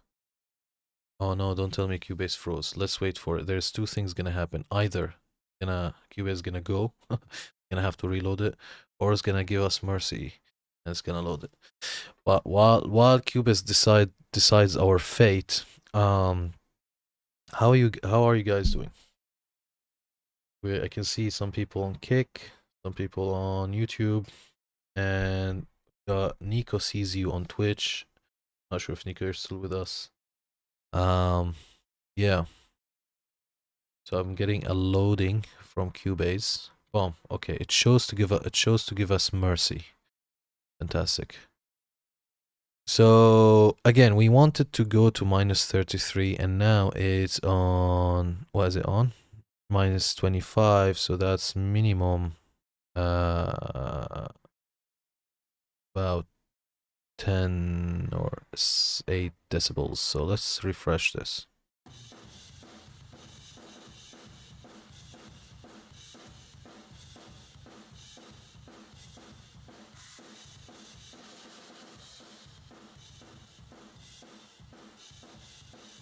Fantastic. So now if we turn these off, would we get the same volume? Yes, but uncompressed, while this get the compressed volume. So fantastic. Let me put it at -9 just in case. For a stereo mix, I'm guessing that would stand out of the mix without considering EQ after the articulation automation. But in 5.1, the orchestra would sound amazing in the even band left and right. Yeah, so I think in a stereo mix, so for 5.1, you mean if it was in surround? I think that is if you're just scoring orchestra, like you're just doing the score, and the score is the main protagonist. And there is no band, or even the band, because sometimes, for example, when you listen to scores that has orchestra and rock a little bit, the orchestra is still the main protagonist. Like listen to something like, for example, Final Fantasy VII, the One-Winged Angel, the Sephiroth one, right? You can see that the orchestra is the main protagonist. Then the band is there, but is less. I feel when the band is the main protagonist, I think you need to do some unrealistic stuff. I've never combined heavy metal with orchestra. I really know the best feedback on this. I'm just whinging ideas. You know, but I think I agree with you on the panning thing. I think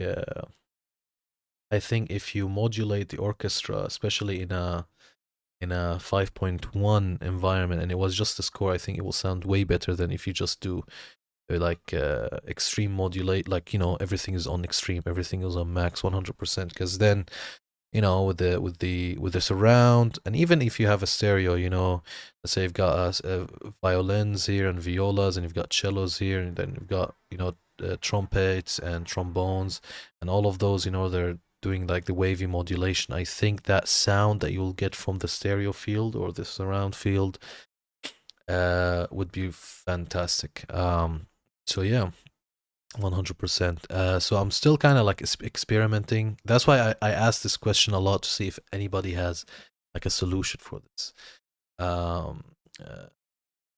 See, but yeah, when we go and mix the orchestra, we'll see how that sounds. And I think this song in particular needs a lot of automation, like the brass staccatos and stuff like that.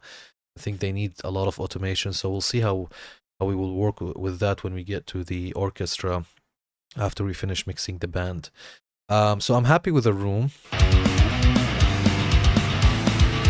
And I can hear that the drum now sounds really powerful. So let's move to the toms, and that is one of the final sections of the drums. Obviously, there's the drum master as well.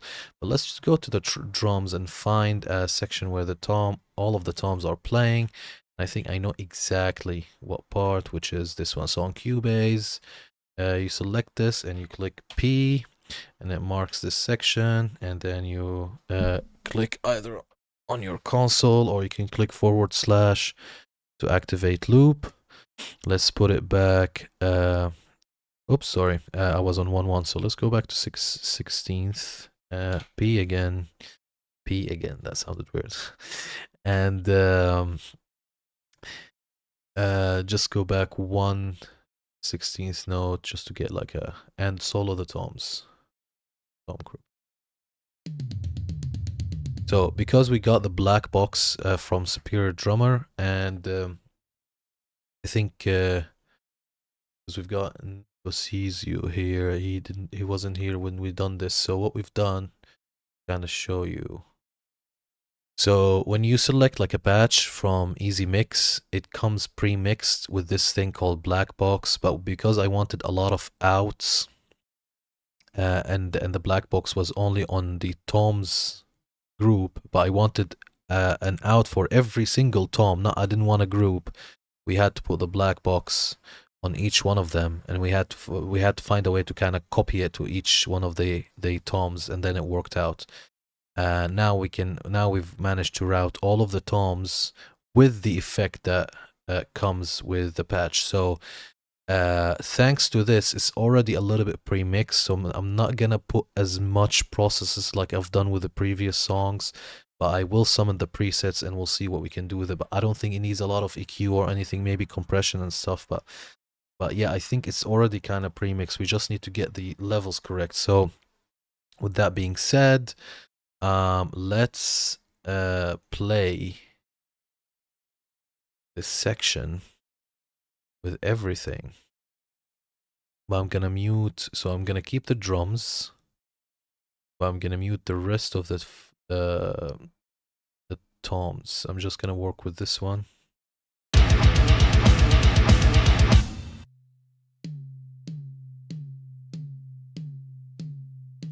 If you try that with the band and the orchestra. Oh, sorry. About dynamic EQ, sidechaining the band. Yes, absolutely. So that's exactly what we do. So just to explain to you my setup, so you nailed it, right? So I'll tell you what I do. So in my setup, first of all, I only do instrumental. So if I wasn't, there would have been a different master. So I've got 5 master outs here. You've got the main, like the stereo out one, the Cubase one, and you've got a master, a mix bus. So everything goes to the mix bus. And obviously the mix box then goes to the stereo. That's fine. But then what I do, I have 3 other masters. So I have band master, I have orchestra master, and production master. And band master gets all of the bass, all of the drums, all of the guitar. And each one of those have their own masters, right? So you've got, let's say, the guitars all go to guitar master, and even the little things has groups, like the rhythm has group and the leads have group, and then both of them goes to the guitar master. Bass has bass master, and the drums all have drum masters, and all of these masters goes to what? The band. Orchestra, same thing, you know, just not to name all of them. So you've got the strings, it has a group, brass has a group, and so on and so forth, and all of these main groups, they go to the orchestra master. And then the production, synth, explosion, impacts, drops, risers, swells, all of the other production stuff goes to a master. Now here's the thing, the way I imagine it, because this is a rock track or a metal track, the band, in the hierarchy, the band is the main protagonist, then the orchestra, then the production. So the band, always what I do, and we will reach this in the mix, I'm not sure in this session, but maybe on Friday. What you'll see me do is after I mix everything, now I start, like, everything is mixed, everything is, you know, done, gain staged and mixed and all of that stuff. Now I start working with these, and what I do is that I put a Trackspacer and a multiband compressor on the orchestra master, and I side chain the band to it, right? And then I do the same thing from the band to the production and from the orchestra to the production. So now you've got the production is getting tucked in by the orchestra and the band, and then you've got the orchestra getting tucked in by the band, right? Now there are some stuff, sometimes I do extra, like for example, the kick might tuck in the bass guitar, and maybe if there is two harmony stuff, like let's say the guitar solo is playing with the horns, like in this section, let me show you this section. Right, so in this section here, every guitar solo, as you can see from the top, we've got the theme guitar solo, which is this one. You've got guitar solo 1, and then you have an organ solo, and then you have guitar solo 2. And then the track repeats. Theme, guitar solo 1, organ solo 2. Right? Each one of these solos has layers. So for example, guitar solo 1 has, it's playing with it some synths. See, it's lining up with it, and so on and so forth. Now, for example, in the guitar solo 2, this one here, this, I made the horn play with it. So the same solo, right? So it's either the horn or the trumpet. So let me just see. Oh wait, the production, the orchestra master is down. Yes, so the horns are playing the guitar, the guitar solo as well, which is, where are you? You're here.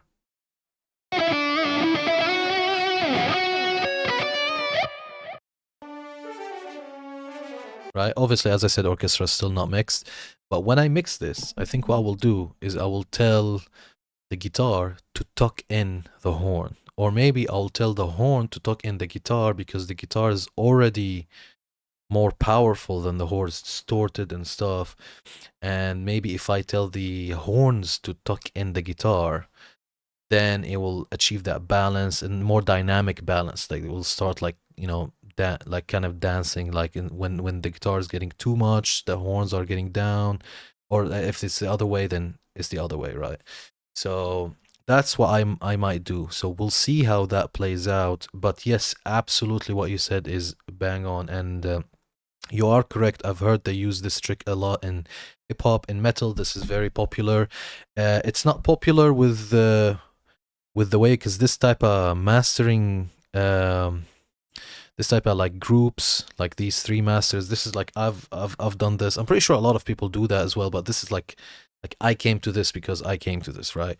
But it was popular in metal. If you're more from the hip hop world or the composition world, in metal, it's very popular for the bass and the kick to do this to each other, depending on the song. So if you've got a slower song, like a Linkin Park song or a Limp Bizkit, it's probably the bass is tucking in the kick, right? Or no, I think it will be then the kick tucking in the bass. No, it should be in a faster song, the kick will tuck in the bass, while in a slower song, the bass will tuck in the kick, because normally in a slower song, in rock, the kick is more beefier, it's bigger, because you have more room. And I'm not talking drum room, like I'm talking like more release room. While in a faster song like this, I mean, this is not the fastest song in the world, but for example, when you have a section like this, where is it?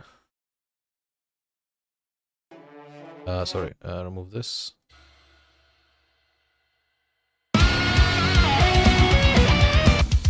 I mean, the kick here is, right, they're doing a lot of double kicks. You cannot make this beefy, right? It has to be tight, right? So in this situation, what's popular in metal is to make the kick tuck the bass, right? So yeah, it's pretty popular in rock as well.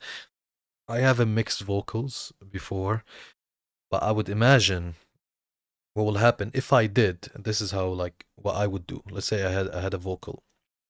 There's definitely going to be like 5 vocal tracks because you have the main one, the harmonies of the main one, and you have 2 more kind of like harmonies. So you've got, sorry, doubles. So you've got the main one, 2 doubles, and then harmony. So that's 5 tracks, and obviously sometimes it goes crazy to 20 from what I've seen. But let's say I had that. What I would do, I think, is that I would send all the vocals to another master. I'll call it vocal master, and I'll make the vocal now is literally the highest in the hierarchy. So the vocal will be tucking everything down. Now, when I say tucking, I'm talking slightly, but yeah, pretty much. But yeah, you've nailed it 100%. Fantastic. Cool stuff. Right, so let's see the toms now. We were doing the toms, so I'll just put it here. Put it on loop. Okay, we don't need all of that. We just need to loop the drums, and we need to loop, sorry, go back to drum master. And we need to loop, 1 second, I've found out something. We have done a little mistake here. Oh my god, I'm glad I figured it out. I'm routing this to the wrong thing. So all of you guys, go to band master. I've routed everything from the hi-hat to the black box to stereo out immediately. I mean, what was I thinking? This needs to go to, where are you? Drum master. Now the thing is, because I've done that, I think the I think the balance is gonna be fucked off now. But I had to do it. This was the right thing. So let's see how the balance is right now. I think it got ruined a little bit.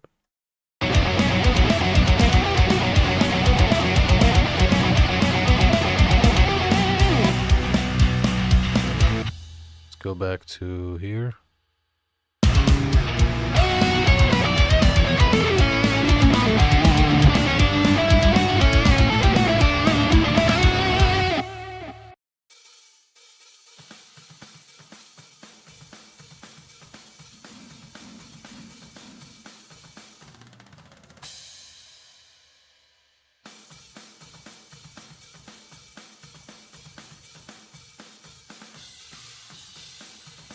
I think what we need to do is add 6 dB to everything. Oh, sorry, I didn't see this. Yes, I watched my friend mix a metal song and he cuts everything sub 100. Yes, exactly. From the kick, because it all double kicks, and he uses 1176 component. That's what got the attack release out of 10 minutes. Yes, 100%. So the high pass filter thing is 100%. You don't have to look very far. Like if you go here, you can see everything I've mixed so far. Boom. Right? Where's this from? This is from 26. Okay. That's one. Boom. What's this? This is 46. What do we have here? Boom. This is 173 for the hi-hat. So on and so forth. Crazy how there are so many ways now with technology. 100%. 100%. I mean, Trackspacer? What? This this plugin is a beast, right? Or Soothe, or a Spiff, or even one that I'm gonna try on the strings, I think next stream, which is ControlHub. I haven't tried it, I actually just caught it, but ControlHub, for example, from STL. 1 second, loaded on my second screen. But this one, so you've got a hardware presets from OG mixing engineers. Like for example, if you go to, where is he? I think this guy, Jason La Roca. If you're in cinema, I think you would know this guy. He's Lord of the Rings. He's done well, he's Assassin's Creed. He done I forgot his discography, but this guy is like, yeah, this guy is not, it's not a joke. Now you go here and you have his chain for orchestral stuff. Yeah, Sony stage, Sony strings, from everything, pre-EQ, color, dynamic, master, EQ, effects, limiter. Yeah, yeah, very, very, very solid plugin. Um, like I haven't tried it again. I'm gonna try. I'm gonna play with it when we reach the orchestra. But I mean, you're telling me, right? London. I think that he's referring to Abbey Road here, and I think yeah, it's very a decent plugin. And there is more of that stuff, like the OTT, for example. I know you probably are more familiar with OTT than me, because I know that yeah, it's very popular in the hip hop and pop stuff like this. I haven't used it yet, um, but I know that it's very very popular. Um, yeah, I might try to use it maybe on the mix bus. Maybe I'll use it. Maybe I'll use it on the buses. Maybe on the drum bus. I don't know. Play around with it. I mean, does it have presets just to kind of guide you?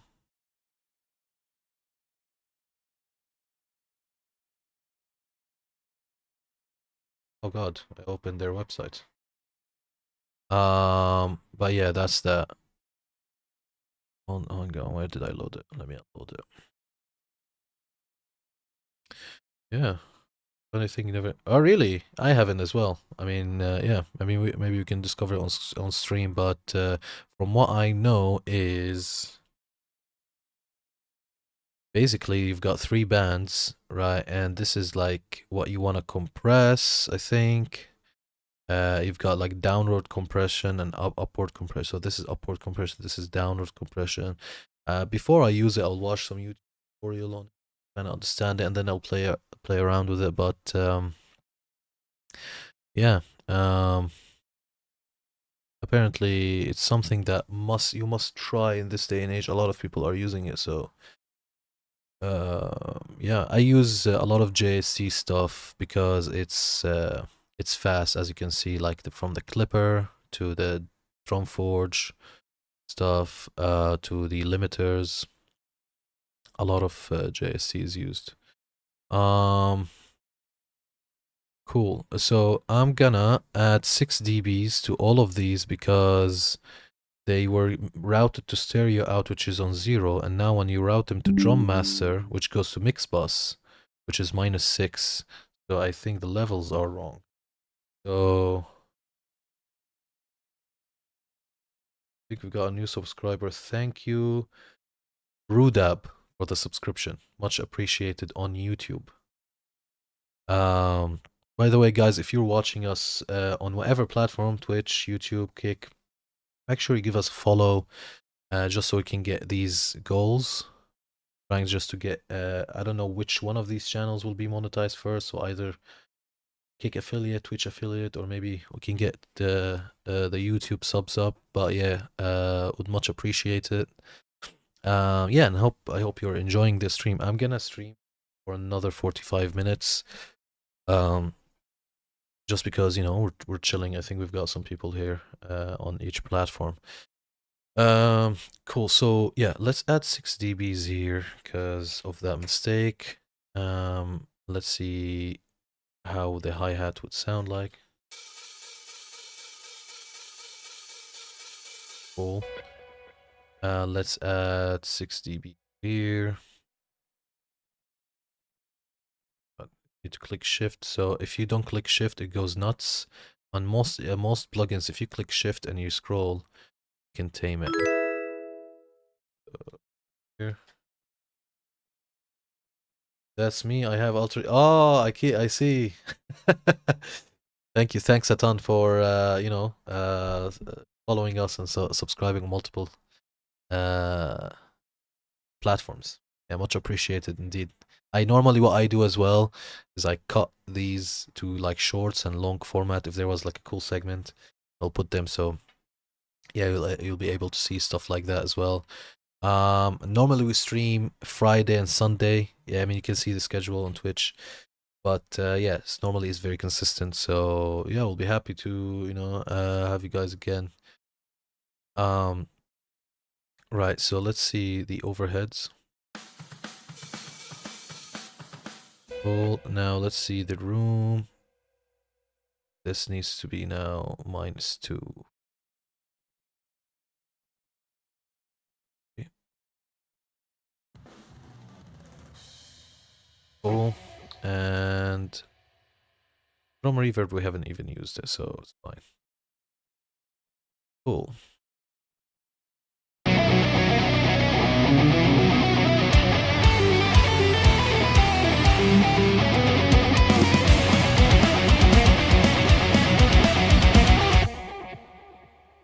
No, it's fine. I enjoy chatting. It's better than it will keep me talking. Because what I've done, one mistake I've done yesterday, which was a surprise stream,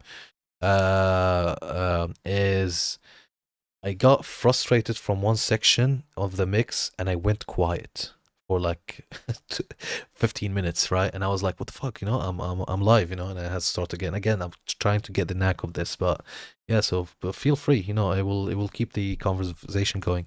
So I'm based in the UK. It's 10:17 UK.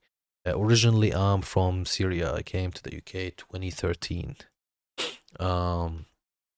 But yeah, and I'm actually used to speaking with people from your time zone because my day job is a company in the US based in North Carolina, and normally, you know, we have like meetings where almost it will be at the end of my shift and the beginning of their shift. So 2 p.m. here will be 9 p.m. there, 9 a.m. there, and we'll have these type of meetings if it's like a global meeting or something.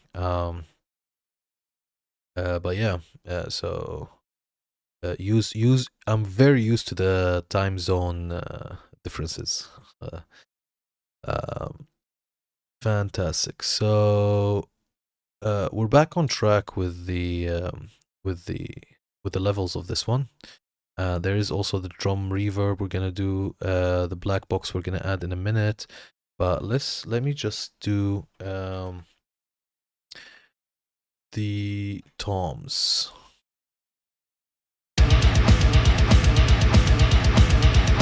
And for the toms, we only need the drum bus. And this is how I figured out the mistake. I soloed the drum bus and then everything got soloed except these. And I was like, huh, hold on a second. I just soloed this. Why these solo? And I looked at the output and I was like, yes, these were routed to stereo out when they should be routed here. So let's go back to that point. So if I solo this, fantastic. Everything here is soloed. This doesn't matter because this has nothing in it. So it's as good as nothing. This is just to get the drums MIDI on it. So it has nothing here. Cool. So I'm gonna mute all the toms that we're not gonna work on. And the one we're gonna work on is this one. Actually, let me mute these guys. I don't want all of the overheads. Fantastic. Okay, so first what we do is let's put a clip. Actually, let's load a preset from a previous song. So let's go to this song. This is one of my tracks. I've been loading most of the presets from here. Because it had like nice sounding everything, to be honest with you. So I was like, yeah, why don't I just use exactly the same thing and then just adjust it a little bit. So rack tom 1 is this, but the way I do it is that I mute everything and just go to it one by one. So the clip first, which is JST clip, let's put it to 0 and let's just increase it to until it gets to a nice volume level. So if I solo this, go back here. I solo drums, and I just don't need the room now.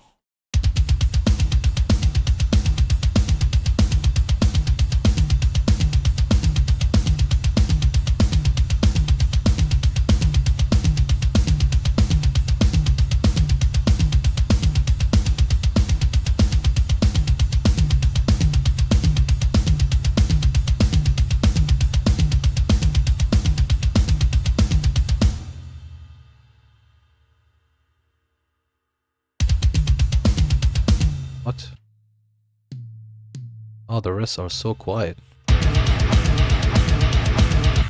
So if I again solo the drum, let me just put my console here for me. Where's drum master?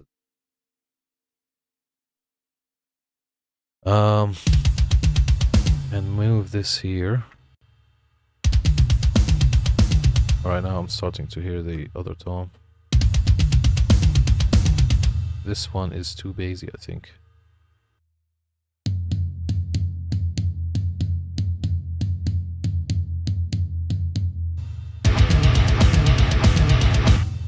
Okay, put this here.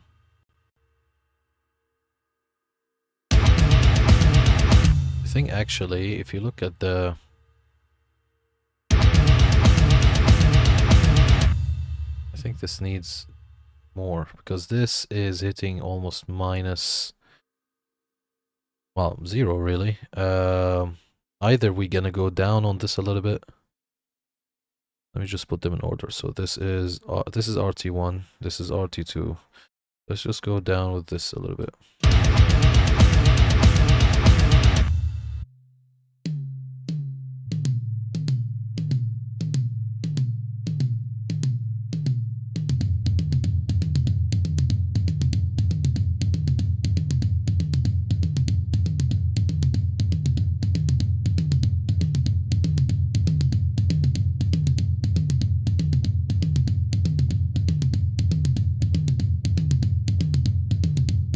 Okay, -2 is too much. Go back.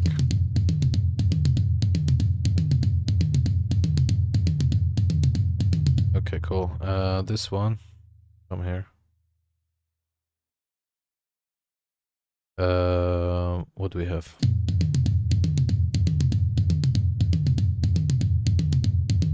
Okay. And you?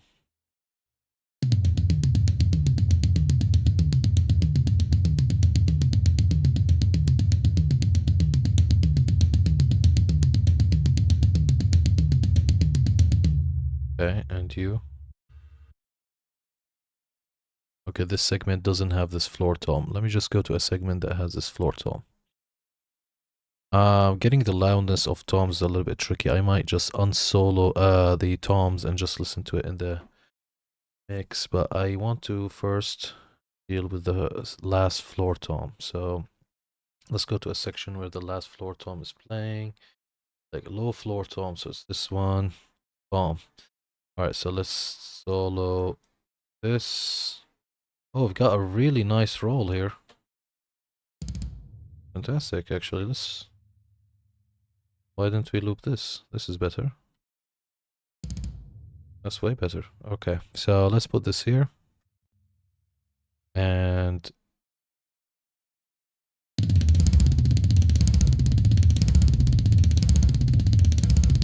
yeah, this is insanely loud.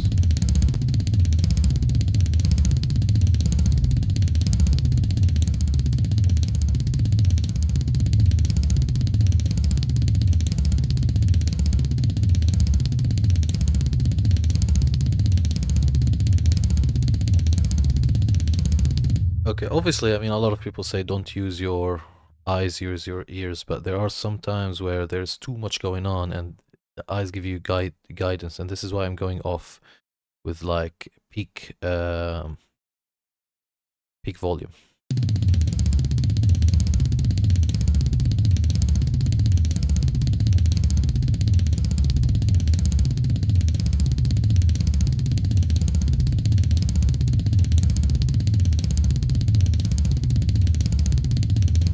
I think it's good, and I think this is only increasing to -1 because it's looping and it's building up.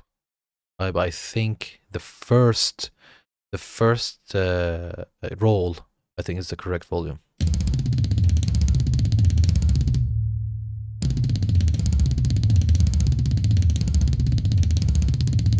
Like, see, now it's -1 when it wasn't before. I think it's just because it's building up.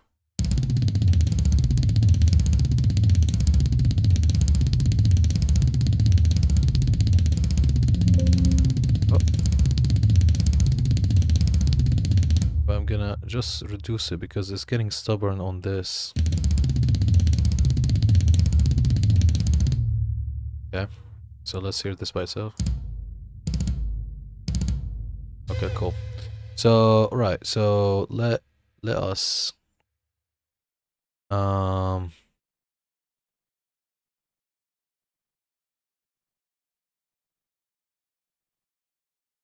just figured out that if I'm gonna load the R2 preset here, it's gonna ruin what we just set up. So what I'm just gonna quickly save this. So we can just pull it back. Um,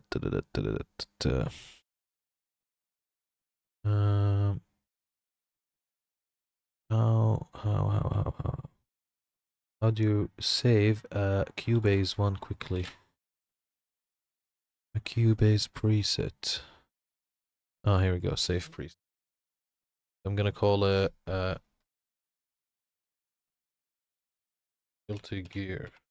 Holy orders. Ragtop 2. I'm gonna copy this so we can just change the last thing. So boom, this is saved here. Then let's go to this. Save. 3. Open this. Save. FT1. Boom. Save. FT2. Okay, so now if I load my chain, this is gonna go, it's gonna bring new ones, but then I can load what we've just done. Right, so bypass this and this and this, open this. Hello. Let's just load it just to make sure it's correct. See, it wasn't correct, right? So let's load this. What's this? R3. Pro Tools gang, right? Yes, I think again, because you're from the hip hop. I'm surprised actually, because most composers are on Cubase, but then again, most hip hop producers, hip hop mixers, and you know, like that type of world is more Pro Tools. I think it's considered their Pro Tools is the OG. But for composition, from what I know, most composers are on Cubase. Okay, R3. I don't have an R3 here. Just gonna load R2 again.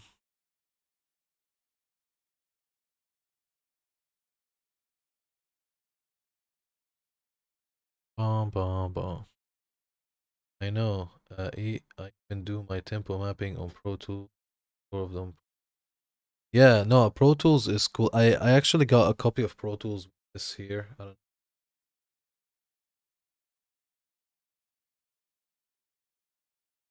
So this here. This is by Avid. So it's a guitar modulator. This orange thing, right? It's called Avid 11 Rack, and I got a copy of Pro Tools with it, but and I tried it. It's just too different. Like for example, they use auxes, we use groups.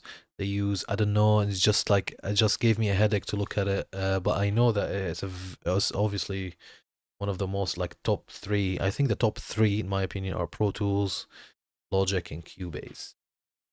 Um, yeah, I just love Cubase. It's the one of the very first DAWs I've used, and I liked since then. I don't know why. Immediately gravitate toward. I think the very first time I played with music production was FL Studio, which I still have, and I still use FL Studio to test out plugins. So let's say I purchase something and I just want to test it out quickly. I don't open Cubase because Cubase takes longer to open, and it's more like, oh, which it's just, while FL Studio you just click, boom, it opens, right, and you just try the plugin. But yeah, so I think I used like FL Studio in 2014 when I first learned music production, and then when I learned, about rest of the DAWs and stuff, immediately bought Cubase. I still have the first box here behind me.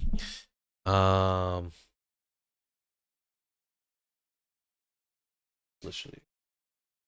But yeah, I kept it for nostalgia.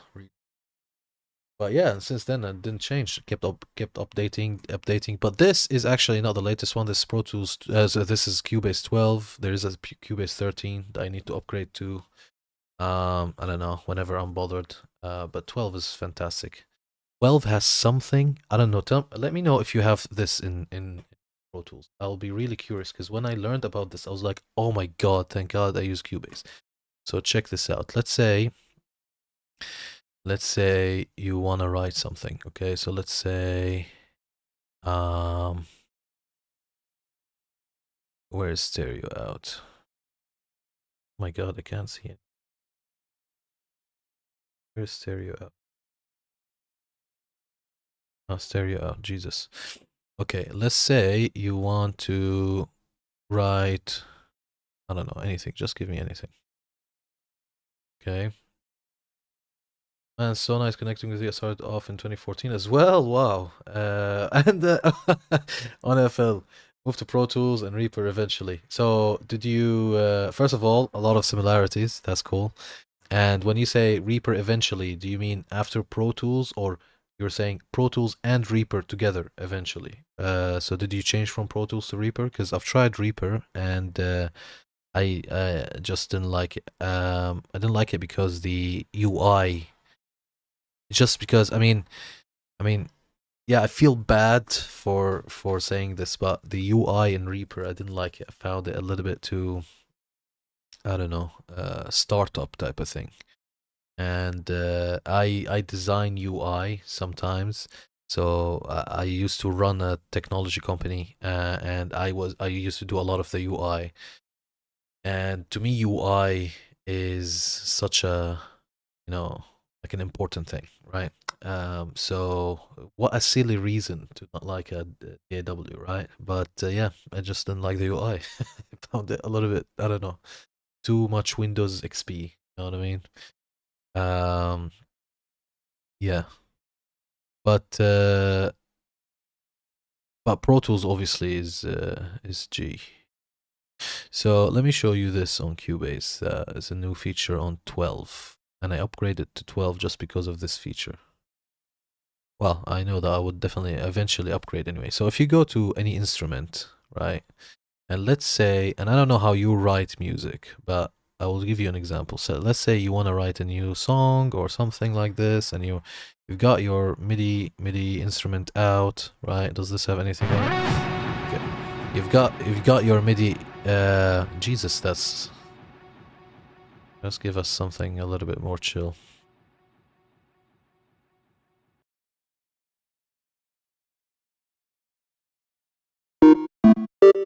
Whatever.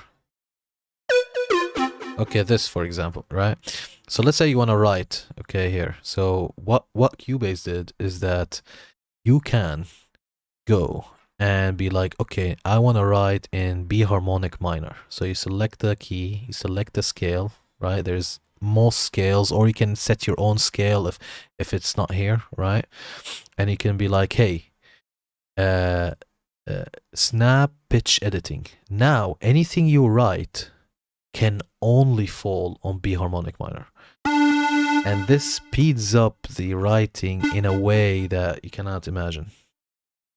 Like this to me was like, I was mind blown, right? See, I'm just clicking up and it's skipping the wrong note. And it's highlighting the correct notes. So now the correct notes are in this light gray and the wrong notes are in this dark gray, right? Can you see it's a B harmonic minor scale? Now guess what? This is not everything. Snap live input. This, if you click it, right? I don't know if my MIDI keyboard is on, but I'm not a keyboardist, right? I'm not a pianist. Like I use this just to kind of like, you know, I try my best to use it as a writing tool, right? But guess what? Now, if you click snap live input,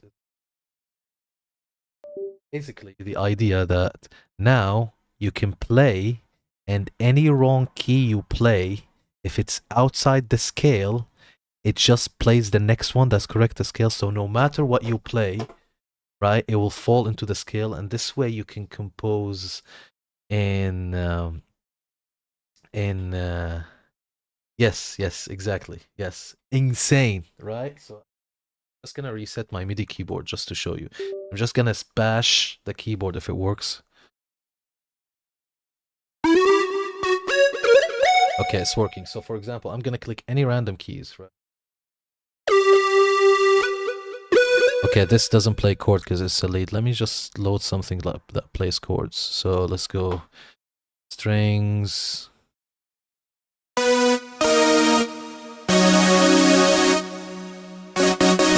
So I'm playing. So look, this is not what I'm playing. I'm actually playing. I'm not sure if you can see. But look, I'm playing G, right? So white keys. But if you go back to Cubase, wait. You go back to Cubase, right? It's correcting me because these are not in the B harmonic minor. And if you wanna, like, let's say, come up with a melody, I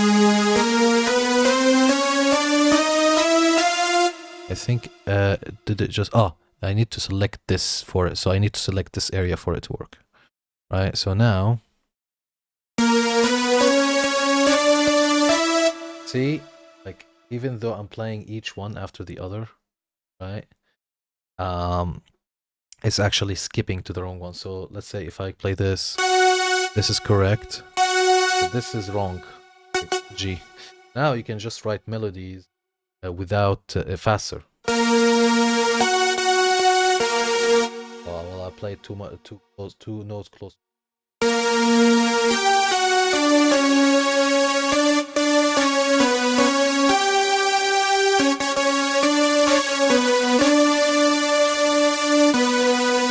Whatever. But yeah, so this to me, like, I'm not sure if this feature means anything to you, but to me, I mean, my mind was blown, right? This is exactly what I've always wanted. Like, literally before they released the update, I was thinking about this feature, right? And I was thinking about it in Guitar Pro. I don't know if you know what Guitar Pro is, but it's kind of like a guitar writing tool, like tabs. I was like, is there any way on Guitar Pro where I can just kind of, if I type I can select the scale, and then if I type like the wrong tab, it will just, correct it or something. And then literally 2 months later, I read about this update and I'm like, I'm having this. There's no way. Right. So yeah, it's funny. Visual Crash sends a report to Avid. Laughs at my face. Yeah, I haven't tried the sorry, I haven't tried what do you call it? I haven't tried Pro Tools too much to know that. But yeah, this is why I like Cubase, right? For this type of stuff, or the drum editor, right? So you see how every time I go to my drums, I don't know, maybe this is in Pro Tools, by the way, I don't know. Every time I go to my drums, there's this drum editor. I know Logic, I think, incorporated this, but this is specifically for drums. So if this was like another type of instrument, like let's say whatever, bass or whatever, it would have opened what you've seen before, the piano roll, but this is specifically for drums. And here you can humanize drums and stuff. Like, for example, I'm not sure when did you arrive to the stream today, but today in this section I felt it not really human. So what I've done is I marked the section where the kick is playing together, and I went to Cubase and I was like, yeah, put the quantization on the shortest one, so 164 triplets, for example, or 128, and then you be like, hey, can you randomize it by, let's say, 10 ticks, and you click apply quantize, and it randomizes the play. That's why, as you can see, it's not perfect. That's why now it sounds more of a human. And that's the same thing for the velocity. So the velocity of the kick, again, you mark the section, or you mark the entire kick performance. You go MIDI, logical editor, setup, and you'll be like, hey Cubase, can you with the velocity give me a randomized velocity between, let's say, a velocity of 110 and 113, because this is kind of like where the kick shines, and boom, on the one click you have now uneven random hits, right, which will make it sound more organic. So yeah, again, I don't know if that stuff exists in other DAWs. Maybe I'm talking about, maybe I'm talking shit, maybe ah, here we go. So Pro Tools has an entire quantization section. Yeah, yeah, I knew that because I think quantization is really needed in a lot of genres, especially quantization. I'm not sure maybe about velocity changes, but quantization, I would imagine, especially for editing, you know, if you want to edit vocals and stuff. That's why I thought maybe other platforms will have it. But yeah, all in all, I mean, a DAW is a DAW. They all do the same thing, just what comfortable, I guess. But yeah, there you go. Interesting comparison. Cool. So Tom's.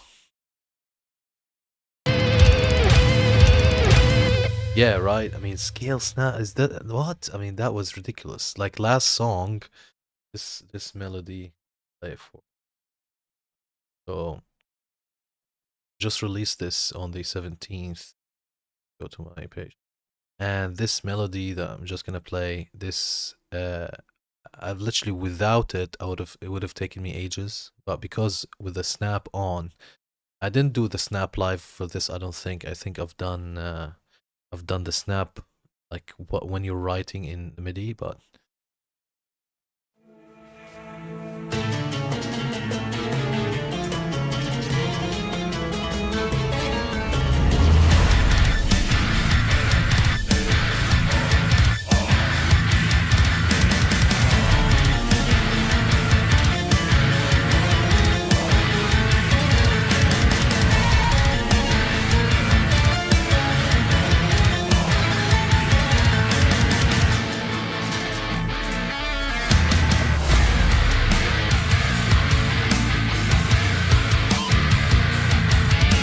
and then you've got the orchestral melody here, I think. Here.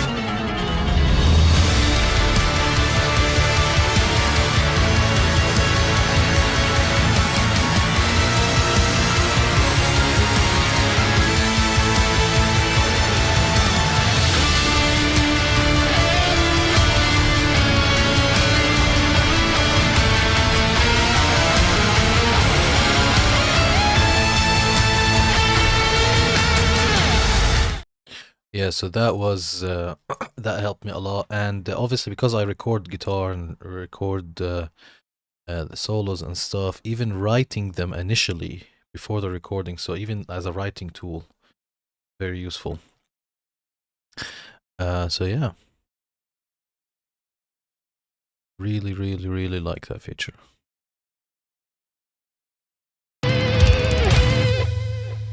Okay, so let's see if so the volumes are good. So actually what I'm gonna do, I'm gonna remove the loop. I'm gonna play it here just to kind of get a perspective.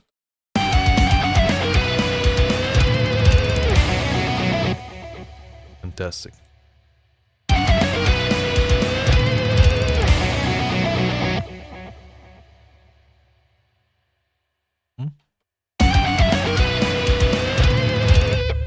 Why is this sitting record here? Oh. Alaska was a very simple theme music for character enters zone. Ah, this is the region. This sounds very much like the harmonic. Yeah, so the scale that I showed you in that song is Byzantine scale. So it's where yes, me too, a lot. Harmonic minor is good for like Phrygian stuff, but what I'm trying to explore other type of Middle Eastern stuff. So the scale I've used is 0. Oh, 1 second. Oh, ads, come on. Okay, 0, 1, 4, 5, 7, 11, 12. So not a common scale. If you go to all, is this one. Byzantine. Obviously this tuning is wrong. I used drop A, so if you put drop A, right, it was A Byzantine. Right, so that's the scale I've used for the track I've just showed you. Apparently it's also called a double harmonic. Right, so not minor, so a double harmonic. And I think the difference is harmonic minor doesn't have the 1, it has the 2, and it doesn't have the 11, it has the 10. I think so. Am I wrong? Or it doesn't have 5, it has 6. Not 7, but 9. No, maybe I messed up. Actually, let me see. Guitar scales. Drop A. A harmonic minor. 2, 3. 3. Okay, this is where the mistake is. 3, 5, 7, 8, 11. Yeah, so the difference is the one I use, the Byzantine one, is 1, 4, so no 3 and no 2. Bomb bomb. And then the rest is the same. So just these two are different.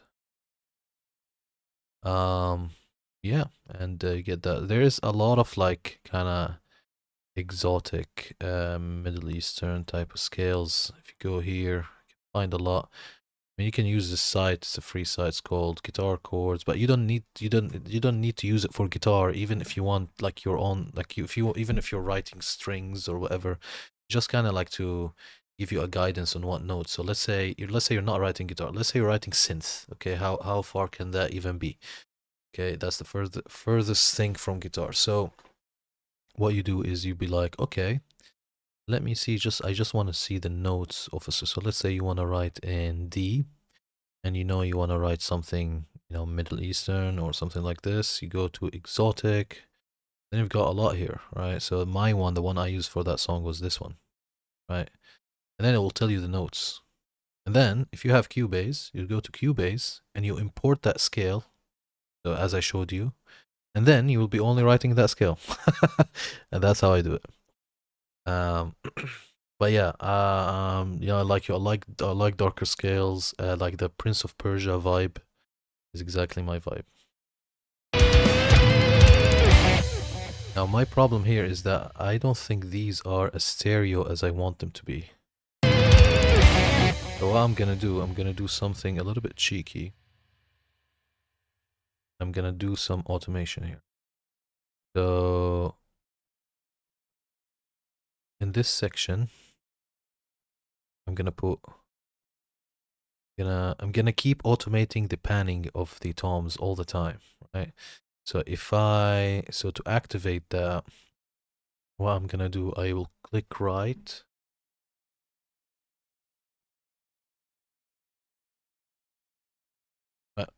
And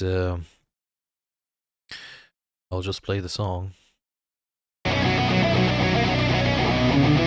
here it is. So I just wanted to summon this one. So get rid of that.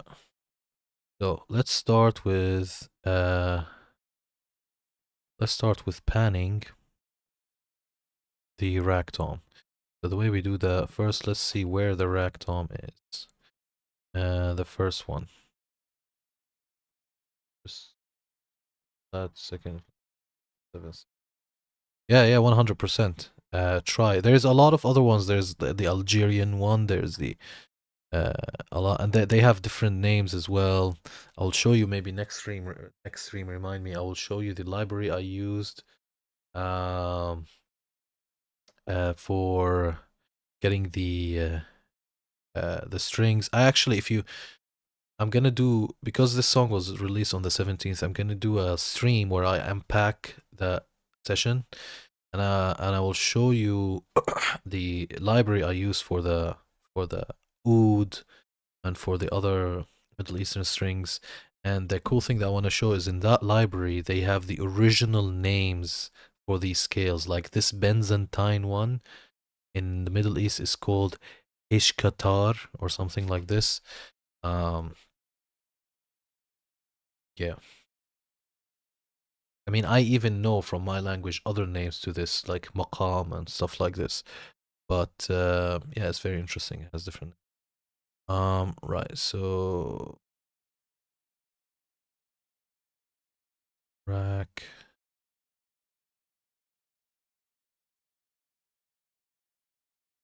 Yeah, please do. I mean, yeah, you can either check the schedule, or you can, if you click the bell button either on Twitch. Twitch has one. Yes, it has one, and on YouTube.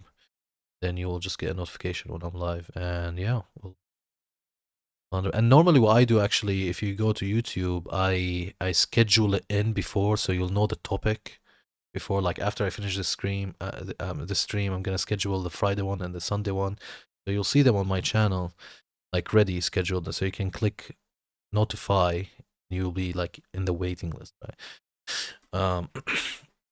So you will see I'm gonna do one of them is the unpacking song, unpacking a Starry Night, which is the name of the track. But yeah, this will either be on Sunday, because I don't think we'll have time to do it on Friday. Friday we need to carry on with the song.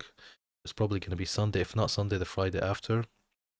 We're still gonna be doing the song until we finish it, finish mastering it and everything. Cool. Hi Tom is the one that we need, and it's actually not playing. That's not right. Hi Middle Tom.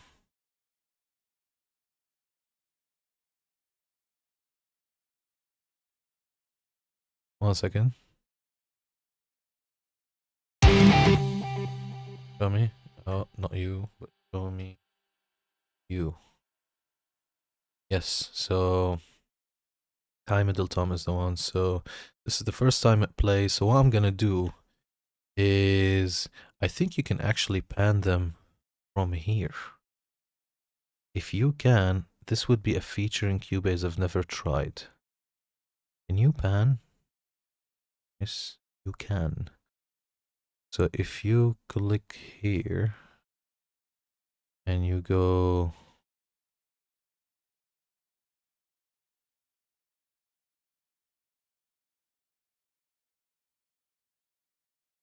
wait. Wow, this is so faster than automation, if that's the case. Let me see.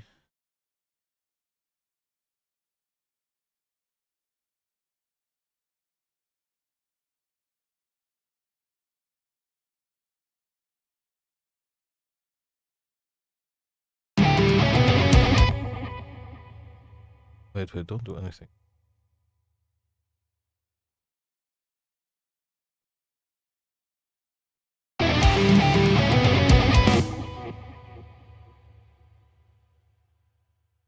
Oh no, shit.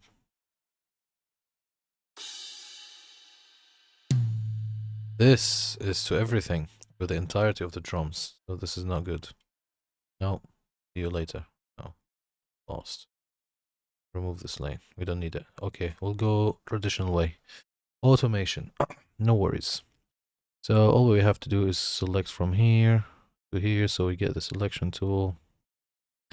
Be like, hey, so it's from 110 to 110.3. Is quantization on? Now it is.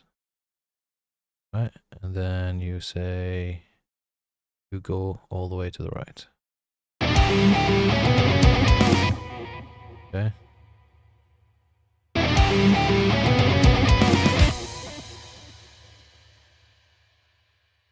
Okay, Good. So I've figured out why there's a sudden loss in volume because they're already panned in Superior Drummer, so we need to bypass that by going to the rag toms here and be like, hey, you don't get to pan them, I get to pan them.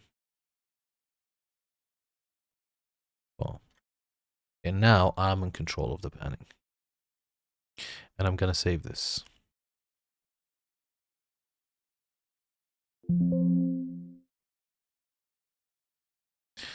Let's see now.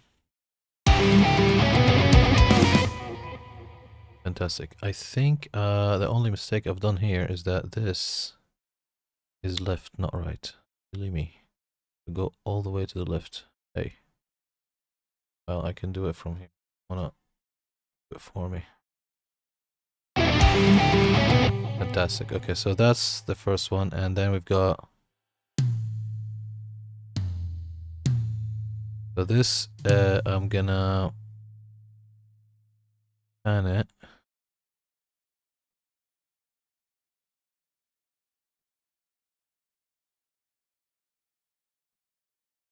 Remove this.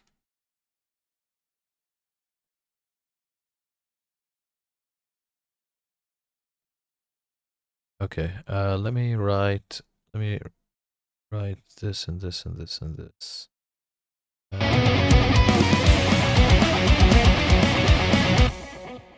Okay, now I have them all summoned here. Fantastic, all of them are here. So let's go to selection tool and delete all of the rubbish we've done here. This is why I've done the writing thing, is just so that Cubase, from the entirety of the automation that's possible, only opens up what I'm interested in. So instead of me going here and browsing through everything and there is more and all of that, if you click right and you change what you want, Cubase will open up for you just that. It'll save you a lot of time. So let's go here and let's say that I want from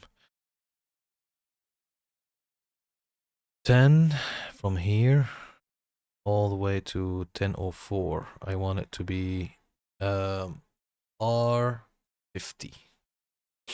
Okay.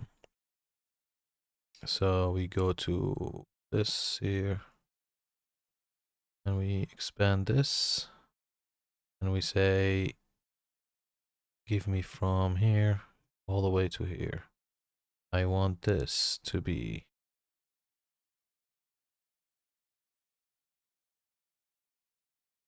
the volume on.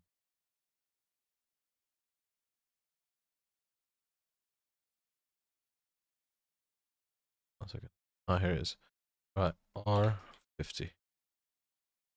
Okay, and this here.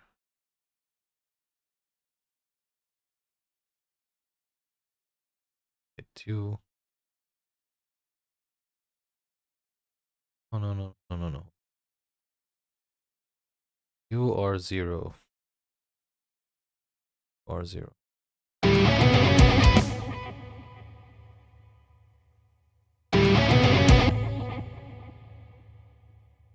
Okay, and you 2.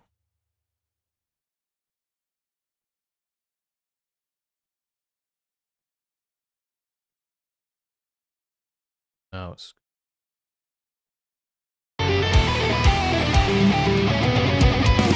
fantastic. All right, and this is this one. So I'm gonna copy and select this and paste it. Now what I'm gonna do is that you are gonna go R100. You're gonna act as if you're definitely.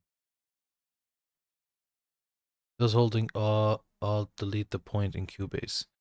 So Alt, no. Do you mean the automation point? So Alt, I think, adds a point. Well, I think if you want to delete the point, you just go to the selection tool and just mark it. Obviously, you can go between them. Let me just put this away so you can see what I'm doing. So I'm clicking the arrows and now I'm going between all 4 points. So now this is the first one and I want this to be 0. And then I will go to this one. I'll be like, hey, you are 100% to the right. You are 100% to the right, but you are 0. Right, and this is how it is. Now, since I've got like the initial bit, I can actually copy, oops. I can, 1 second, Control Z. I can copy what I've done here, right, and to other tracks. And if I click Z, it will tidy it up for me. So, yeah. So let me just expand all of the automation ones. Yeah, normally automating toms is a little bit tedious, but it's something that, you know, must be done.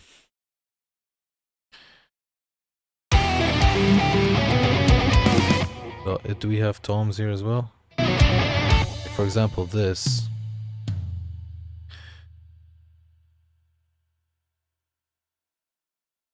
Let's go to it. So here, what's playing? Now go up. Okay, so we've got this playing and we've got this playing. So what I do, again, being a little bit cheeky, is I'll pan this to left and this is to the right, like 100%. Right, so I'll select this, right? And I'll put one, oh, wait, like this, I'll put this all the way to this one here. This is, so the high one is to the left. And then let me copy this and select this, put the high one, the low one. Right, and now one's playing left, one's playing right. And let me check on the mixer. Yeah, that sounds about right.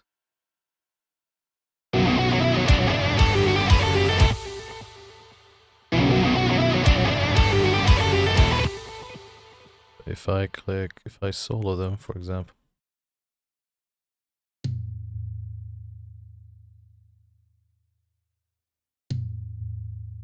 Okay, so we need to give some clearance. Which is why on this, let's go.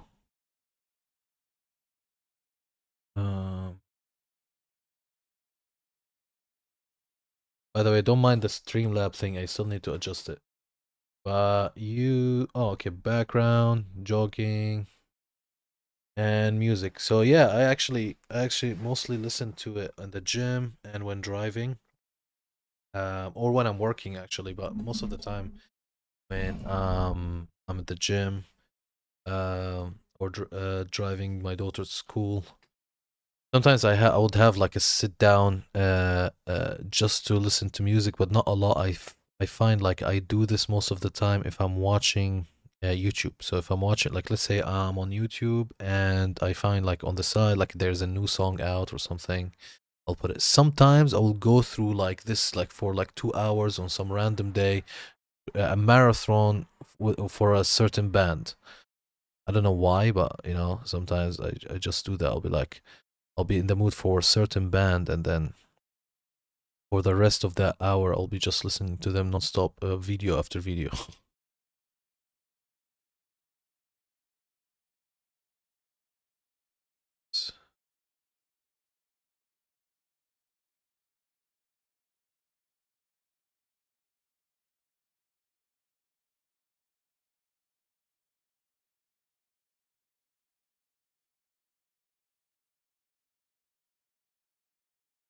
Here,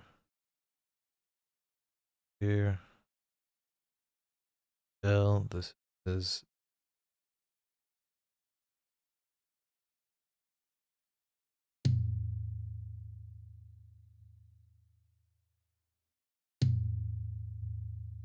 It's still.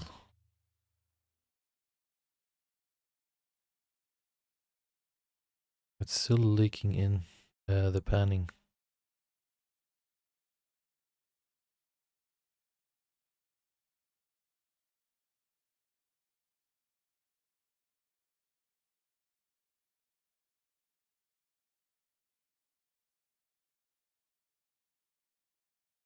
Let me try now.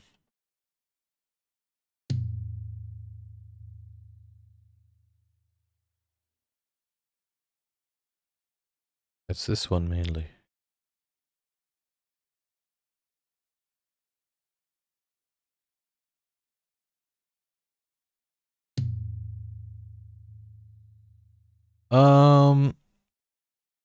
Does rock have a lot of social media coverage compared to drill or hip hop in the UK? Compared to drill and hip hop in the UK, 100% not. Rock is definitely not. But the UK is a prominent rock music producer. So a lot of the bands are either US or UK. You will find here and there, like, for example, from Canada, there's Spirit Box, very, very, very, very popular right now. But the UK is bringing out a lot of good like bands, like Sleep Token, Bring Me the Horizon, While She Sleeps, um, Bury Tomorrow, Bullet from Atlanta. So there's a lot of bands here, but and there is some rock vibe in the UK, like there is like that British rock type of thing, like Beatles, Rolling Stones, that type of thing is still here a little bit. Arctic Monkeys, like for example, my fiance, she's English British, and she grew up listening to Arctic Monkeys and stuff. So there is that type of rock vibe, but and I think it's a little bit normal in the UK, but not as comparing to drill and hip hop. And one more thing is that I find it depending on, I don't know, depending on your group friends, your friend groups, basically. I think I'm thinking about it. So when I used to work in retail while I was studying, in some places they don't actually know, like they're completely oblivious to rock. Like even Linkin Park, they cannot name a few songs. They can't name a few Guns N' Roses songs. Like I met people like this, they're completely oblivious to rock in the UK. But again, in different uh, circle groups, um, it's more pop. I really don't know what makes it. What's the difference? But is it? Can you compare it to drill or hip hop? 100% not. 100% doesn't stand a chance.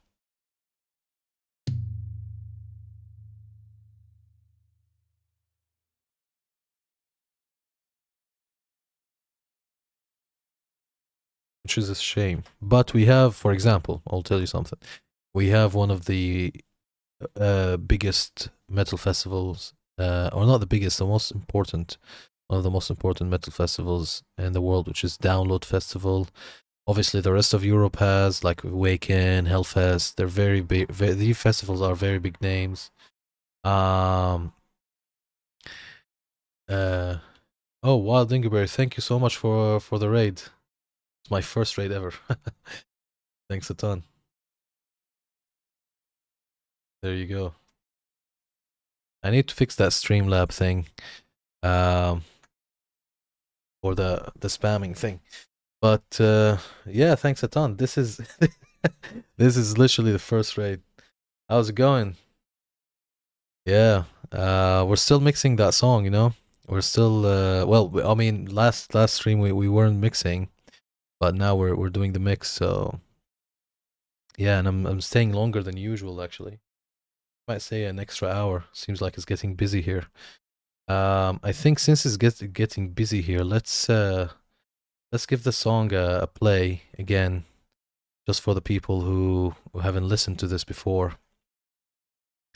So obviously in the mix, just to make sure everybody aware. Absolutely, man. Thanks a ton. What happened? I'll tell you how I did that follow. I was still figuring Twitch out, and I was going like through my the Twitch back end type of thing, and I found that you've done 2 clips, and I'm like, what the fuck? I didn't know about this, right? and I've seen that the clips you've done, like this dude fucks part 1, this dude fucks part, and I was like, I don't even know how you did that. Like I still need to learn how that's done. But I was like, yeah, man. And then I checked your channel, and then I gave you a follow. So 100%. I appreciate the love. But just to let everybody know who's watching us new is that I'm only mixing the band right now. I haven't mixed the orchestra and the production. I'm just gonna increase them so you guys can see where we are. But yeah, let's play a little bit of it just so everybody can see what we're doing.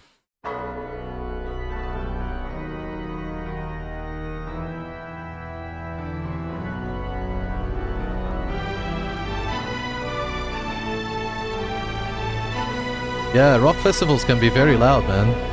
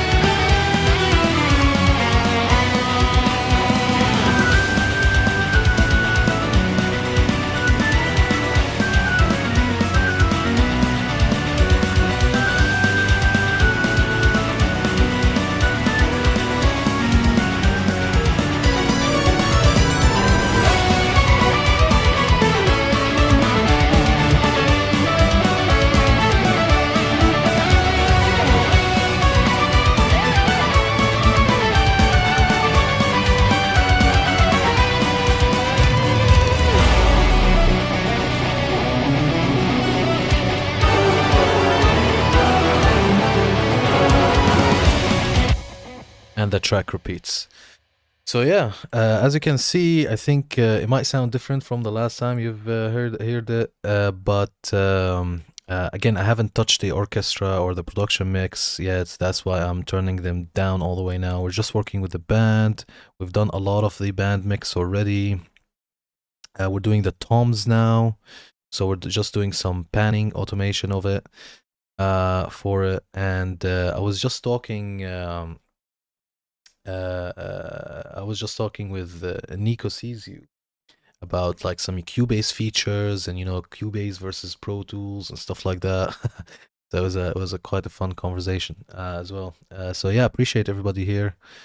So what we're doing right now is we're kind of making sure that there's one trick I do with toms, which is I know it might be a little bit fake, but I pan every tom section separately. So I go here and pan this. I go here and pan it. I go in every single time the tom plays, I pan them. So we can go one by one and do it. So here, for example, right? So I'm just gonna solo the tom group now, because I only need to hear that. And so I've put everything to center, so I can gain control of the panning. So we take what we've done here, we go to the first segment here, and if we put it here, we go to R2, paste it, and now we've already got these panned. Right? I don't know if you guys got your headphones on, you can hear it left and right, right? Now, so we move on to different toms. So I can see there's a tom section here. Fantastic. So what we're gonna do, this is gonna be our left one, right? And then this is gonna go the very right. So what we'll do is we will go here. And by the way, one trick on Cubase, if yeah, you gotta tell me how to do the raid, man. I don't know how to do that. Like I don't even know what to click. So yeah. But R1. No, we are on R2. So R2 is gonna be left. So if I click here,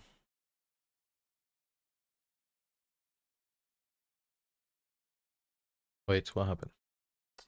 No, hold on a second. What's it from? Cool.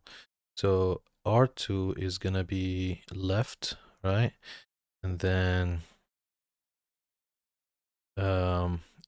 this, which is R3, is gonna be, doesn't sound like it. This is FT1. Are we jumping seriously from? Oh, I see, made a mistake already. So let's delete, wait, let's delete these here.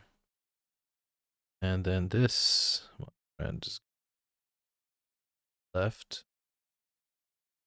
Okay, now we're talking. So this is R3. Yes, there you go. So that's on the left. Fantastic. This here, I want it to be just in this section is gonna be left 50. So we go to, what's this, F2. Let's expand this, and we're gonna paste this here.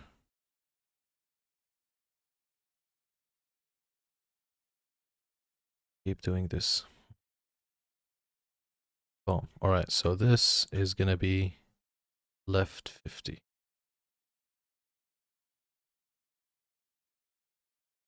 Nico, thank you so much for joining the chat. And yeah, hopefully I'll see you next time. Make sure you join us so we can, carry on the mix. And yeah, appreciate you. Enjoy your enjoy the rest of your weekend. Right, so left. Fantastic. So now we've got this is on the left, this is left 50, and now what we need to do is to put this tom on the right. So again, we click this, we copy this, and we select the floor tom we want to automate. Click here, and then we tell the tom to go to the right 100%. So let's see how that sounds. Fantastic. Absolutely, man. Appreciate you. Right, so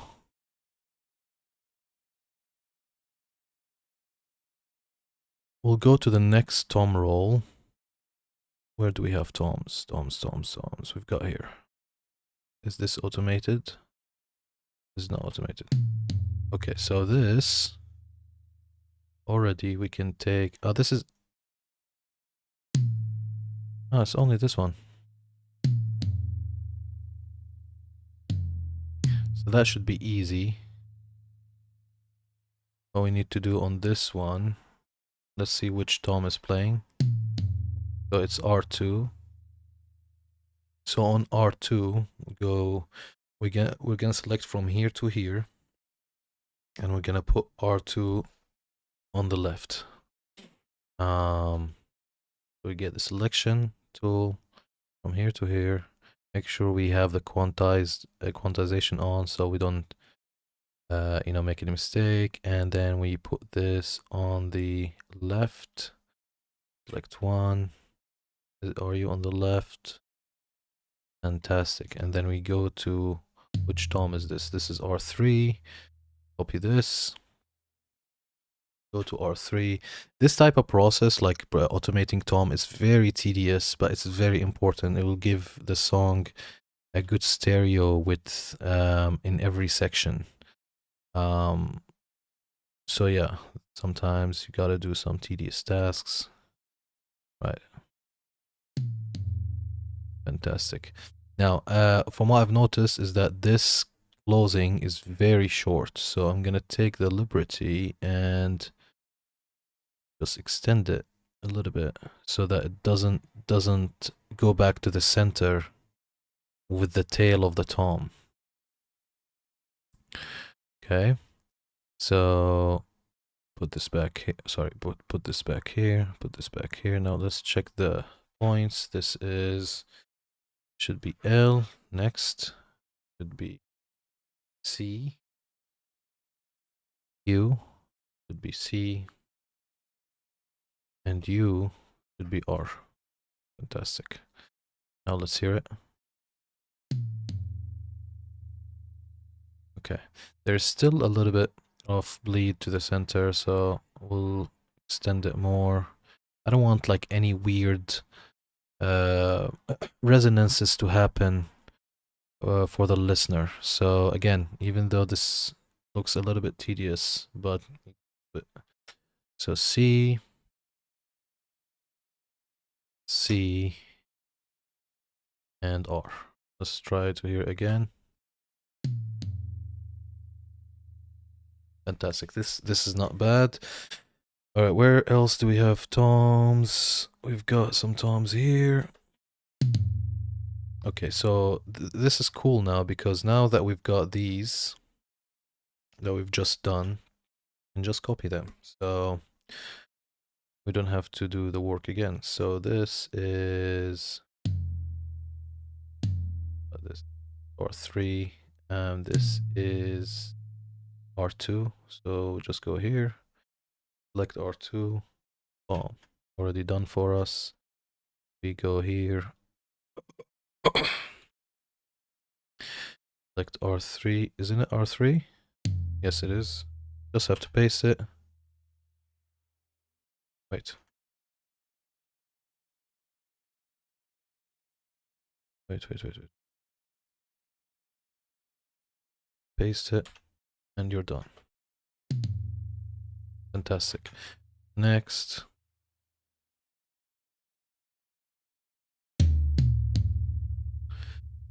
Okay. So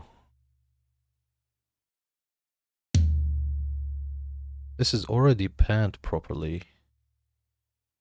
Which one is this playing? This is floor tom. So this is already panned.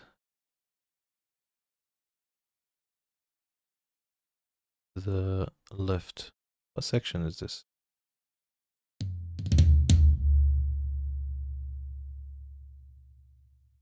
Okay, I can see there's actually a mistake here. So this should be C. This should be C.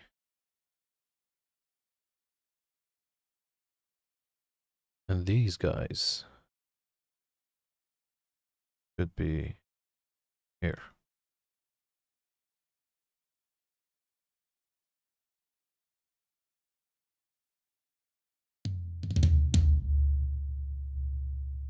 Fantastic.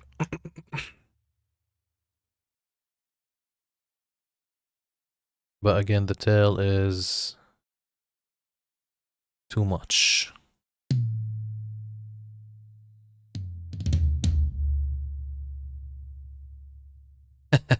Cheers, man. I know it's I wish you were here when you were actually doing the actual mixing, but I had to do the toms. But what I'm gonna do actually, just so we can get back to the exciting stuff, since I've got some of the stuff automated and I only wanted to, I'll carry on automation the toms later. But what I will do is that yeah, this section, for example, I'm just gonna mix the toms now. And to be honest with you, they don't need a lot of mixing, because when I got it, what I got from Superior Drummer, we've put the black box on the toms, and they came pre-mixed, or I just need to do some tiny stuff to them. So what I'm gonna do is I'm gonna select this and click P on my keyboard. In Cubase will mark this, and then if you click / you can loop this, right? And this would be good enough. So we can now solo each one. So let's see which one. So I've got RT1 playing, which is the first rack tom. So let's check the EQ. So this is from the preset that I've done from the previous song. I don't think I need to do this much EQing, because this tom is already pre-mixed. So what I'm gonna do, I'm gonna go to B and gonna turn it on. Then I'm gonna delete all of these points. Boom. Okay, and this is on 0. Okay, so it needs a high pass filter, not too extreme. Let's just be moderate about it. And yeah, I'm not gonna lie. I mean, again, it's pretty much mixed. I don't want to do EQ for the sake of EQing and then ruin the tone of the tom. I don't think it needs anything. It's pretty mixed. It might need some compression, saturation, but that's something else. Again, compression a little bit, maybe. I'm gonna use the distressor, but I'm gonna keep it in the green, so very light compression. 221 is good. Let's just go with 0, and then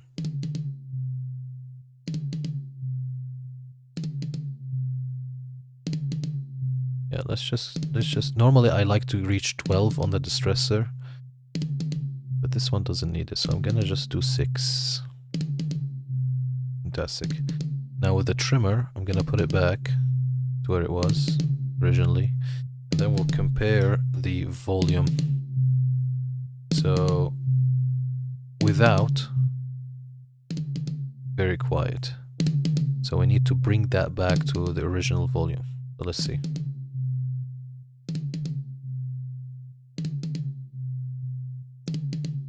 Fantastic. So this is about right. Now, the automation thing is very short. It's getting annoying, to be honest. So let's go to rack tom 1. Just adjust it. Again, it needs more.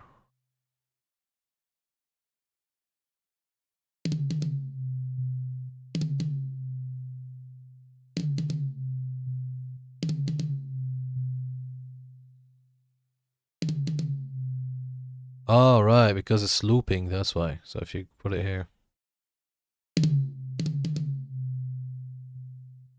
Yeah, makes sense. Okay, so it's looping and then it's going back to the center, which is just fine. Okay, so that will do it for the virtual mix rack. Now, on the chain, I also got Saturn. So let's bring Saturn. I can see that there is a lot of distortion that we're doing here. We don't need that much. I don't think, again, this is remix, so we might just go moderate on it. So what I'm gonna do, let's hear what we have here in this preset, and then I think what I'm gonna end up doing is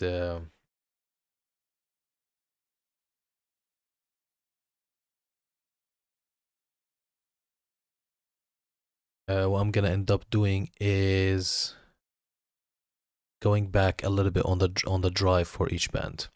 So let's hear what with it. Without. Okay, so without is a little bit quieter. With.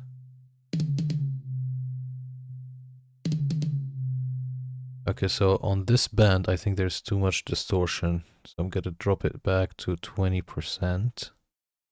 And then on the click, and let's solo this so we can understand what this band is. So I'm gonna solo just this band.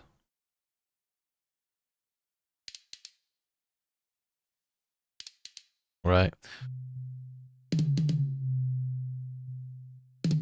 I think where it is fine. So that's done. Let's move to rack tom 2. Okay. So we'll get the EQ. Again, this is the curve from the previous song. I don't think we need this much. So we'll go to the B setting and we will select all of this and we'll just get rid of it. And now we'll start fresh. Let's turn it on. High pass filter here. About 6 decibels just to go easy.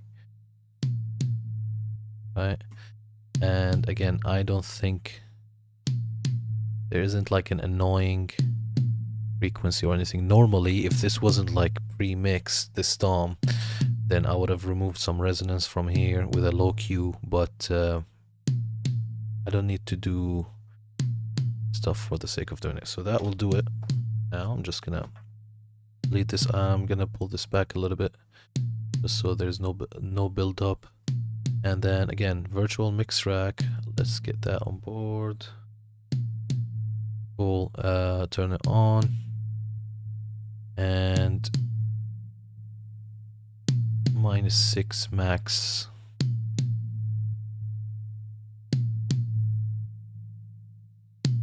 I need the same volume. So I need to decrease this a little bit. So about -6, you'll get the same volume, but compressed. Fantastic. Okay, now Saturn. Same thing. Let's see with. That is too much distortion and too much. I mean, this is +7 dB. We don't need that craziness. Just put it back to normal.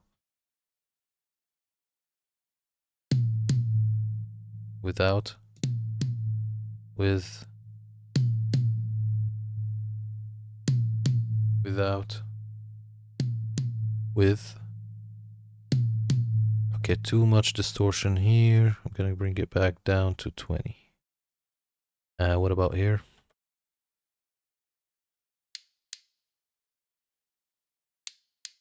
Yeah, not bad. Cool. That's done. Next, Rack Tom 3. Does it play in this segment? Yes, it does.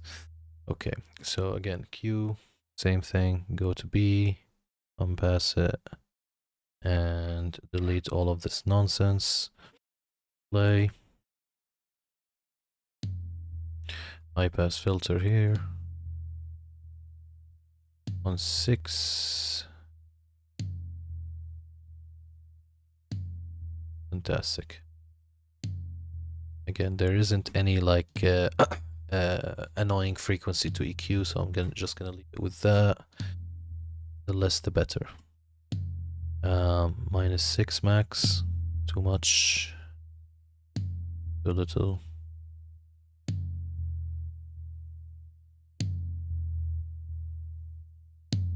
Okay. Fantastic. Put this at -6 dB. And without. With. Get too loud. Let's go down a little bit.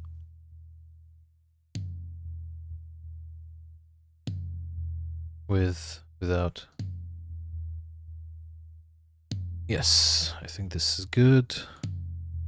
Saturn. So all of the toms have the same thing, really. Oh my god, I can already tell this is gonna be shit. Okay, now.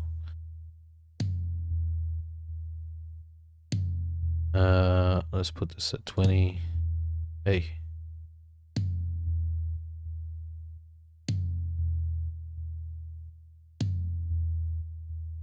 Okay. And this is.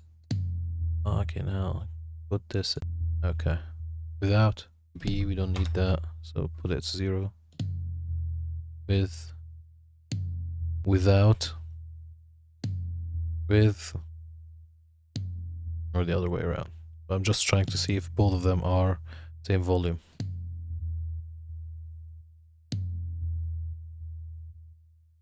Yeah, I think they are about the same. Okay, floor tom. Is it in this segment? It's not. So I'll have to go to a section with the floor tom. Let's actually hear it with the song. I'm gonna remove the loop. What we've done, I think, sounds cool. So if you go back to this, I think that sounds really cool. The tom sounds really good. Okay, so let me go here and make sure this is saved. So that's good. Now I'm gonna load the preset from the previous song. So we need floor tom 1. Well, not the previous song, the song before that. That's floor tom 1. I'll go here and make sure I load this. Then I'll bypass these and we'll work on them one by one. Why in the world is this 6 decibels?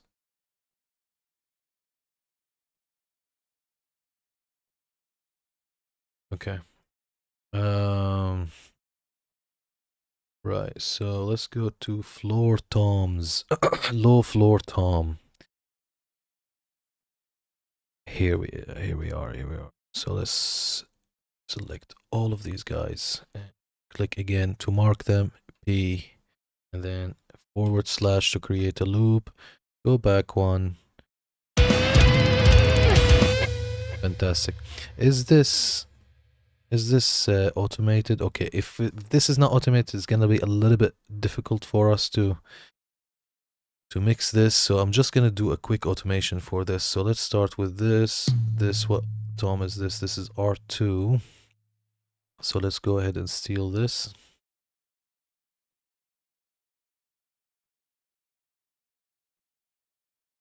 And I'm not gonna lie, I think R2 in all of the situation needs to be far.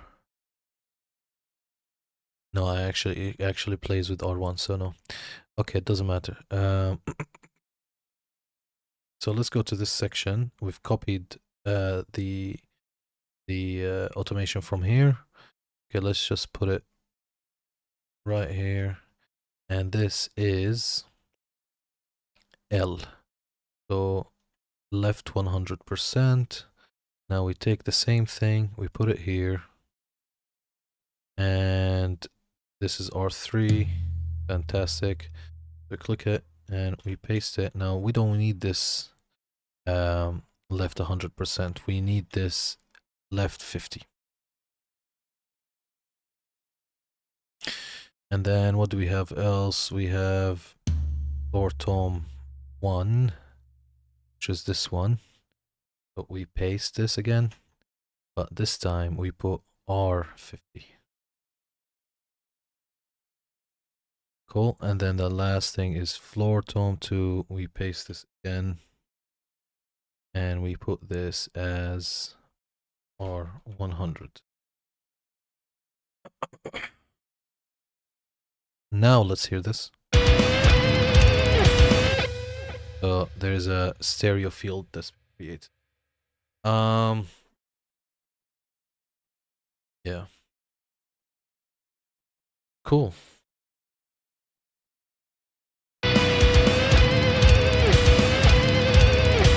Just thinking that if we removed the panning from the superior drummer, from the toms, is that bleeding in to the rooms and the room mics now are not panned? I will check that later to make sure.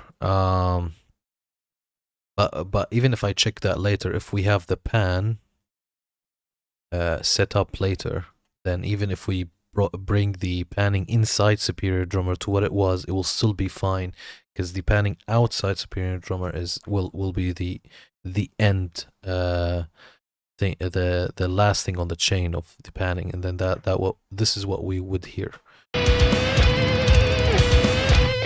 Okay, cool. So now that we've got the floor toms here in a loop, let's solo them. I'll solo the floor tom 1 first. Okay, let's get this EQ here. As you can see, very crazy EQ from the previous song.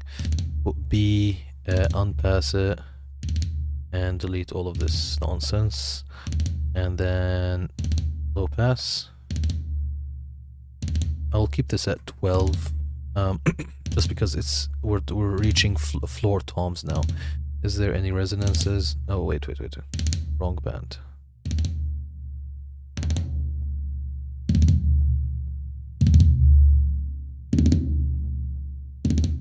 I mean, maybe... Yeah, this sounds tighter. Yeah, I think that's it. Okay, cool. Now, virtual mix rack.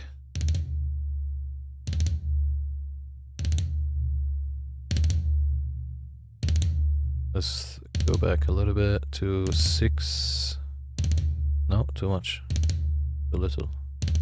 Too little. Just here. Yes. Okay, that sounds good. Now without. Quiet with. Too loud. Is this too quiet now? Yes, so let's go to like -3.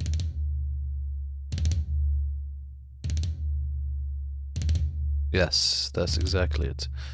Fantastic. Right now, Saturn. Oh my god, look at this. Jesus. Oh no, all of them are 0. This is going down. Okay, that makes more sense. But again, I don't think... Let's see.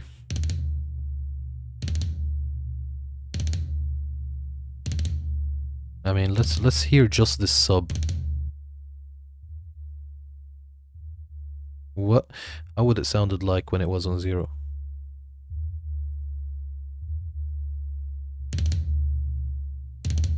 Okay. Okay, I can understand why you need it a little bit. Yeah, okay. This is, again, too much, too driven. Let's put it on 30. This...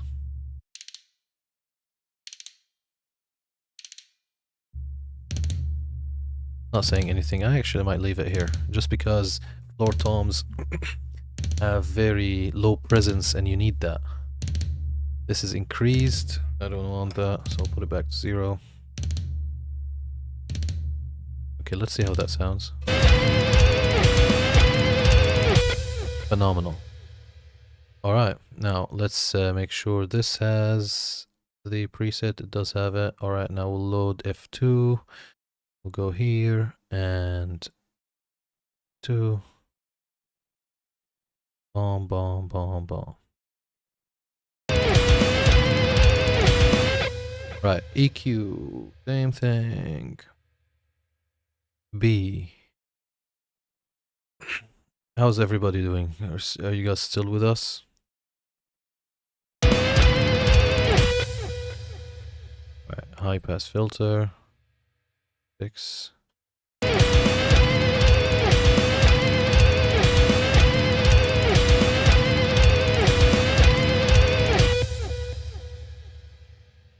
Wait, let's just focus on the floor tom so that guitar solo doesn't drive me insane. Right. Wait.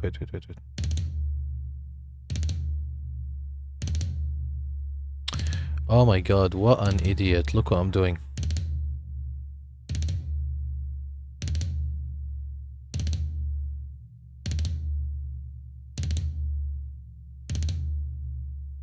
I've soloed floor tom 1.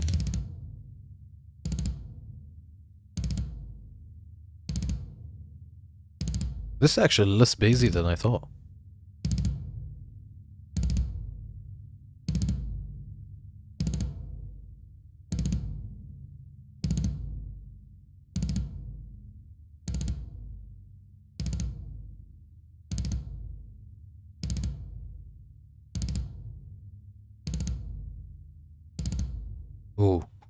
Oh shit, Cuabse is gonna... Alright, let's see if it's gonna have mercy on us and not crash. Jesus. While Cubase decides our fate, how are you guys doing? Let's see. Let's check platform by platform.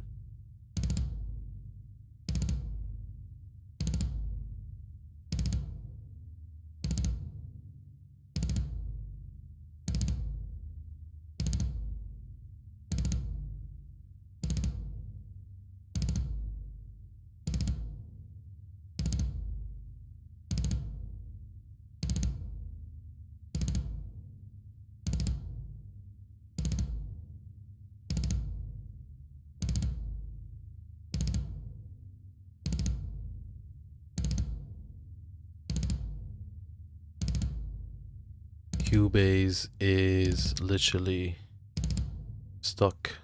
I'm gonna mute Cubase for you guys so you don't hear this forever. But I can still hear it. Wait, is it back on? Yes, it is. Thank God. Okay, let me unmute Cubase for you.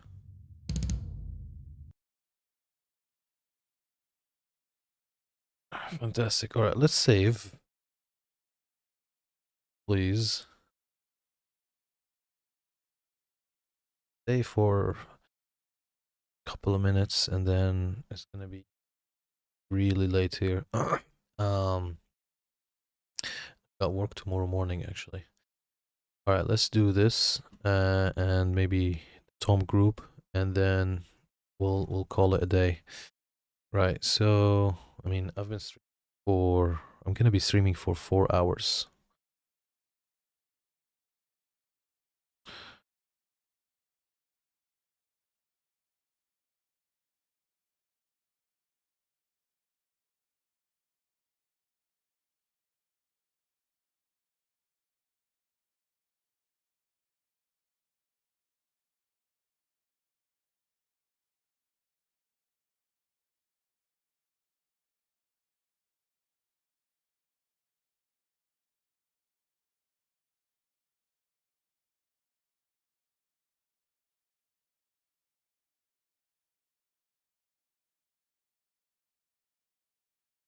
Sounds good.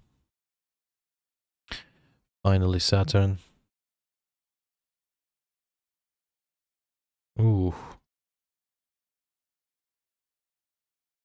No, no, no, no, no. 20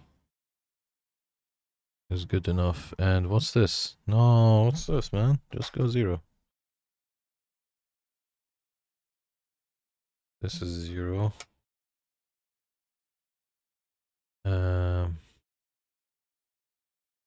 Go.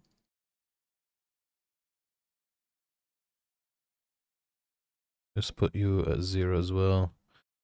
This is too much driven.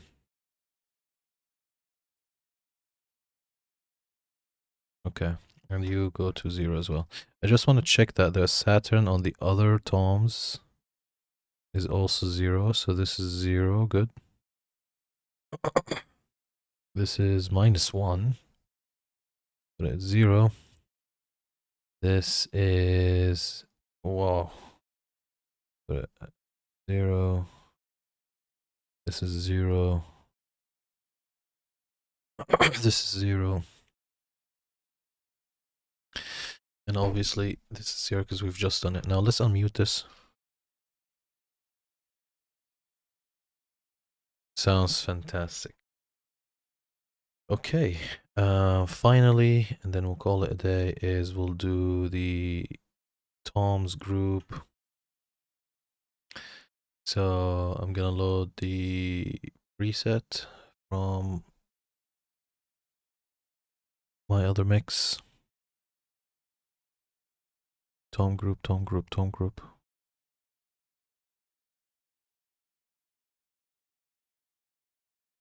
Tom group.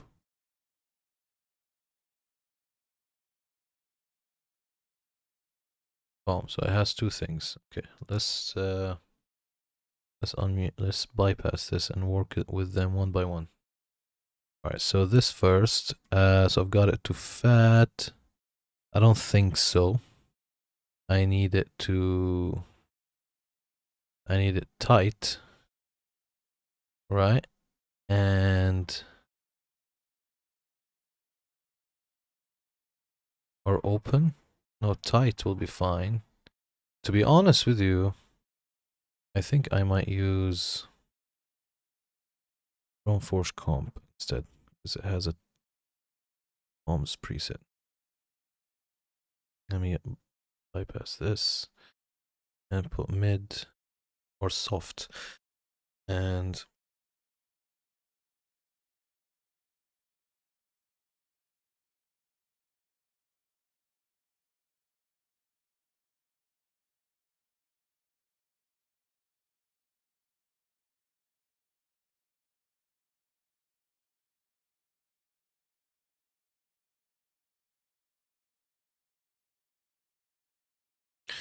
fantastic. And now I think this should be fine. Because this is just like a taming thing, really. So I'll just let it dance with it. And that's pretty much what we're gonna do today.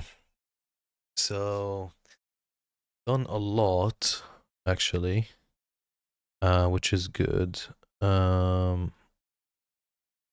We need to recheck the panning on the, not recheck, I just need to carry on panning the toms.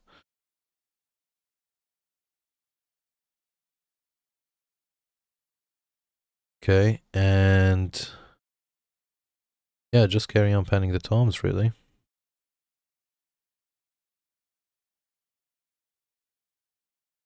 I mean, what do we have here? Oh, this is not panned? Fucking hell.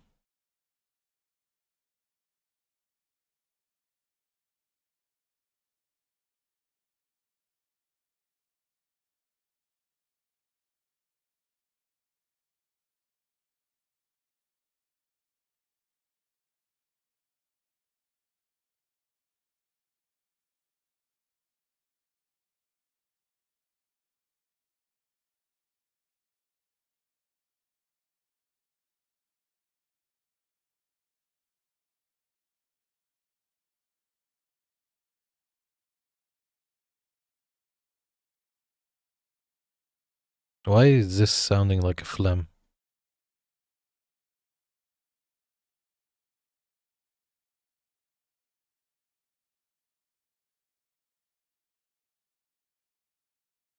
Oh, with the kick. Okay.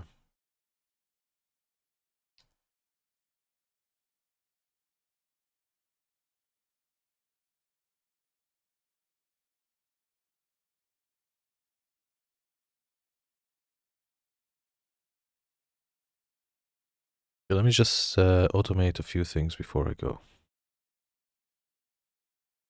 Because this, I want it to be R50.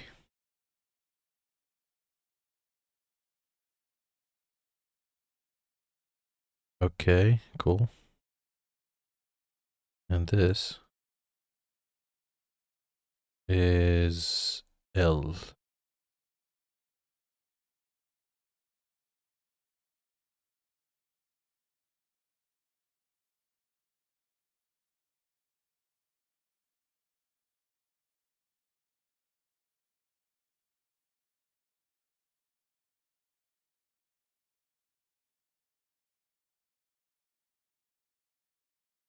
And then this is R. So I'm gonna put it from here. And I know that this is... Oh, it's a rack. Wow. Okay. I don't know why I thought this is floor. But now that I'm looking at it, yes, this of course it's a rack. It doesn't sound like a floor. Alright, so this is gonna be...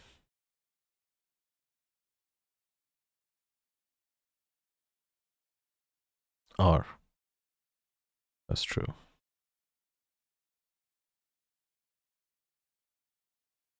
Fantastic.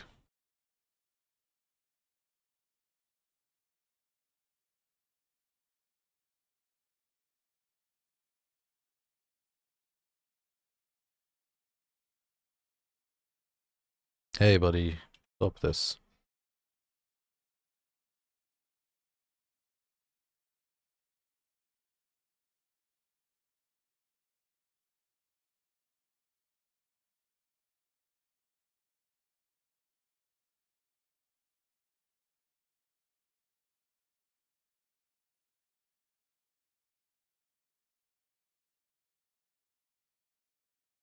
So this is L. This is R. Oh my god, I just made a mistake. This is L. L. And this is R.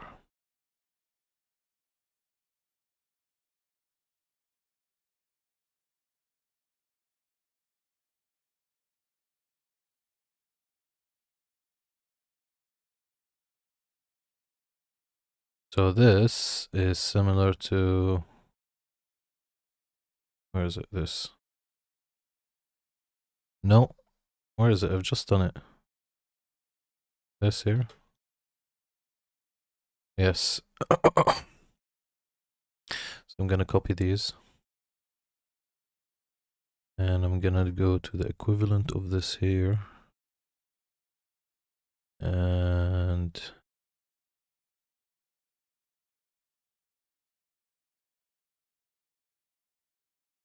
Okay.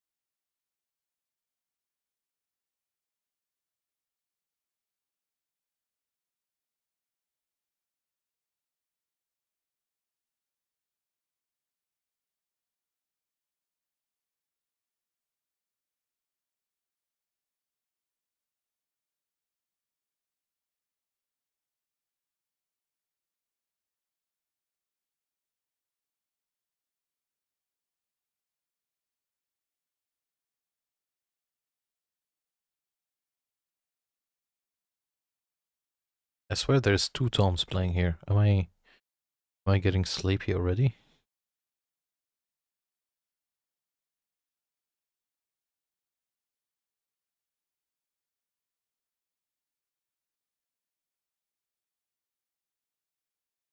Ah, it's kick snare.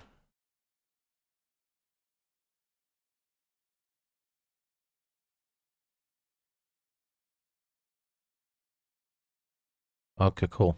Alright, so let's span this. This is gonna be panned starting from here to the right. So it's gonna take all of you guys. This all the way here. And then make sure that this is right.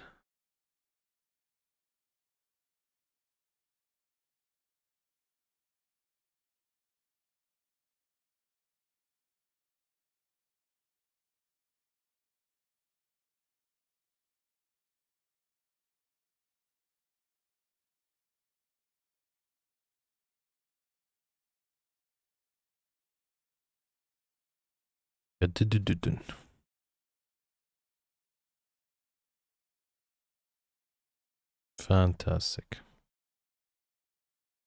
So this starts from here.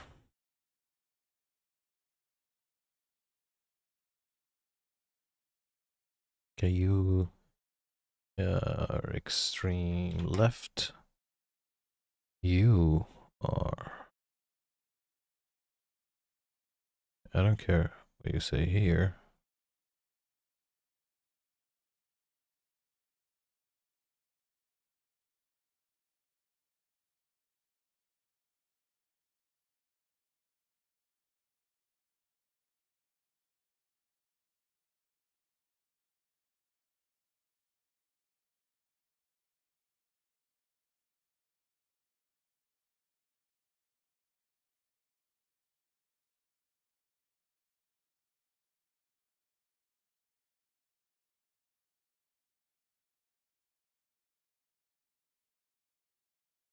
Okay. This is insane. Come here.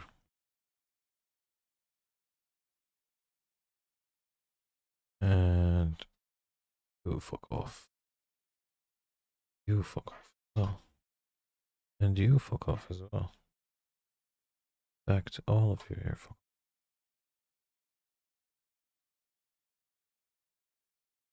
How are we doing, guys? Good? Just finalizing the stream today by finishing the automation of the toms. We finished the mix of the tom. I think they sound good. The band sounds good. We just need, on the next stream, we're gonna, as you can see, there's a lot of stuff that we still need to do. We need to finish mixing the guitars. Well, I mean, look what we've got. I think it sounds cool.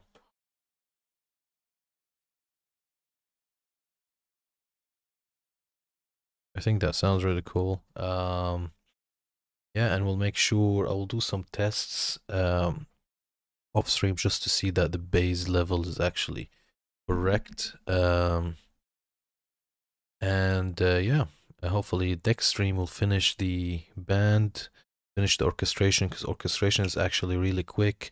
The only thing that might take some time with the orchestration next stream is automating, but I don't think it's going to be as tedious as this because it's long sections automation. An orchestra is more fun than toms, let's be honest. So yeah. Oh, let's go back and solo the toms here. And unsolo bass.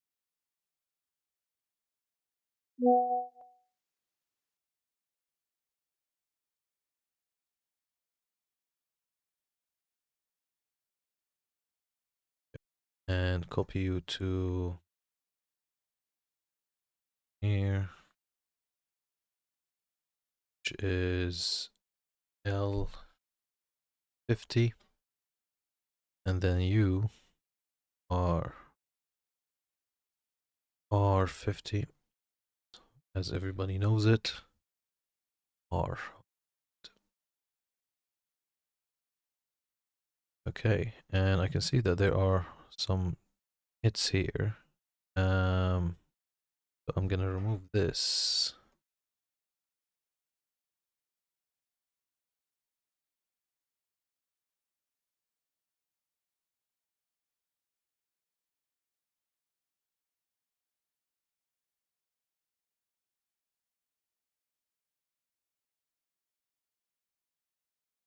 I think that sounds, except that I would rather.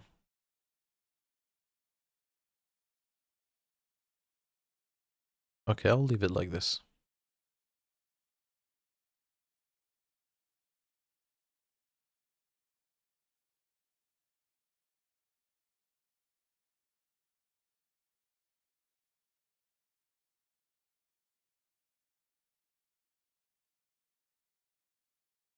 Okay, now what I'm gonna do is I just wanna see in the room, where is it? The room mics, are the toms mono? Because if they are, and in the reverb if they're mono, then this is because we repanned them.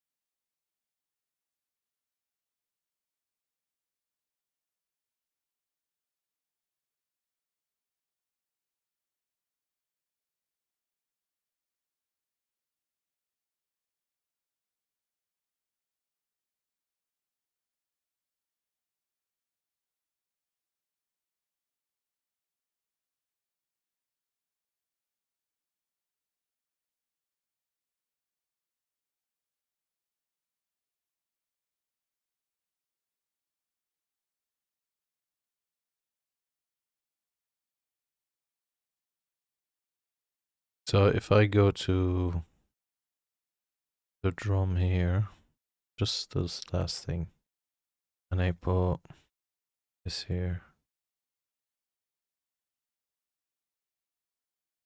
this here.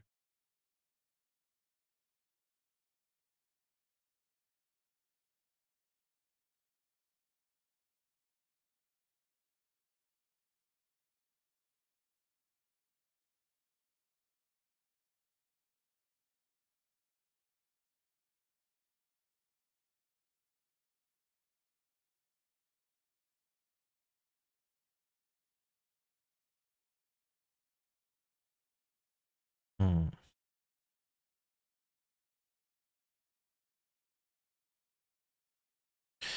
Okay, we'll experiment, we'll play around with this in the next stream. But with that being said, thank you guys for watching today. It's after 12 midnight now. I've got to wake up early tomorrow, and I've got to sort out some things before I sleep. But thank you for joining us. It was...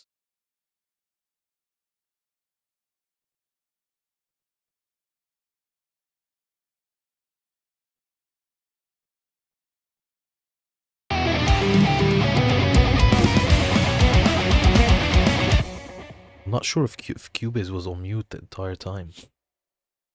I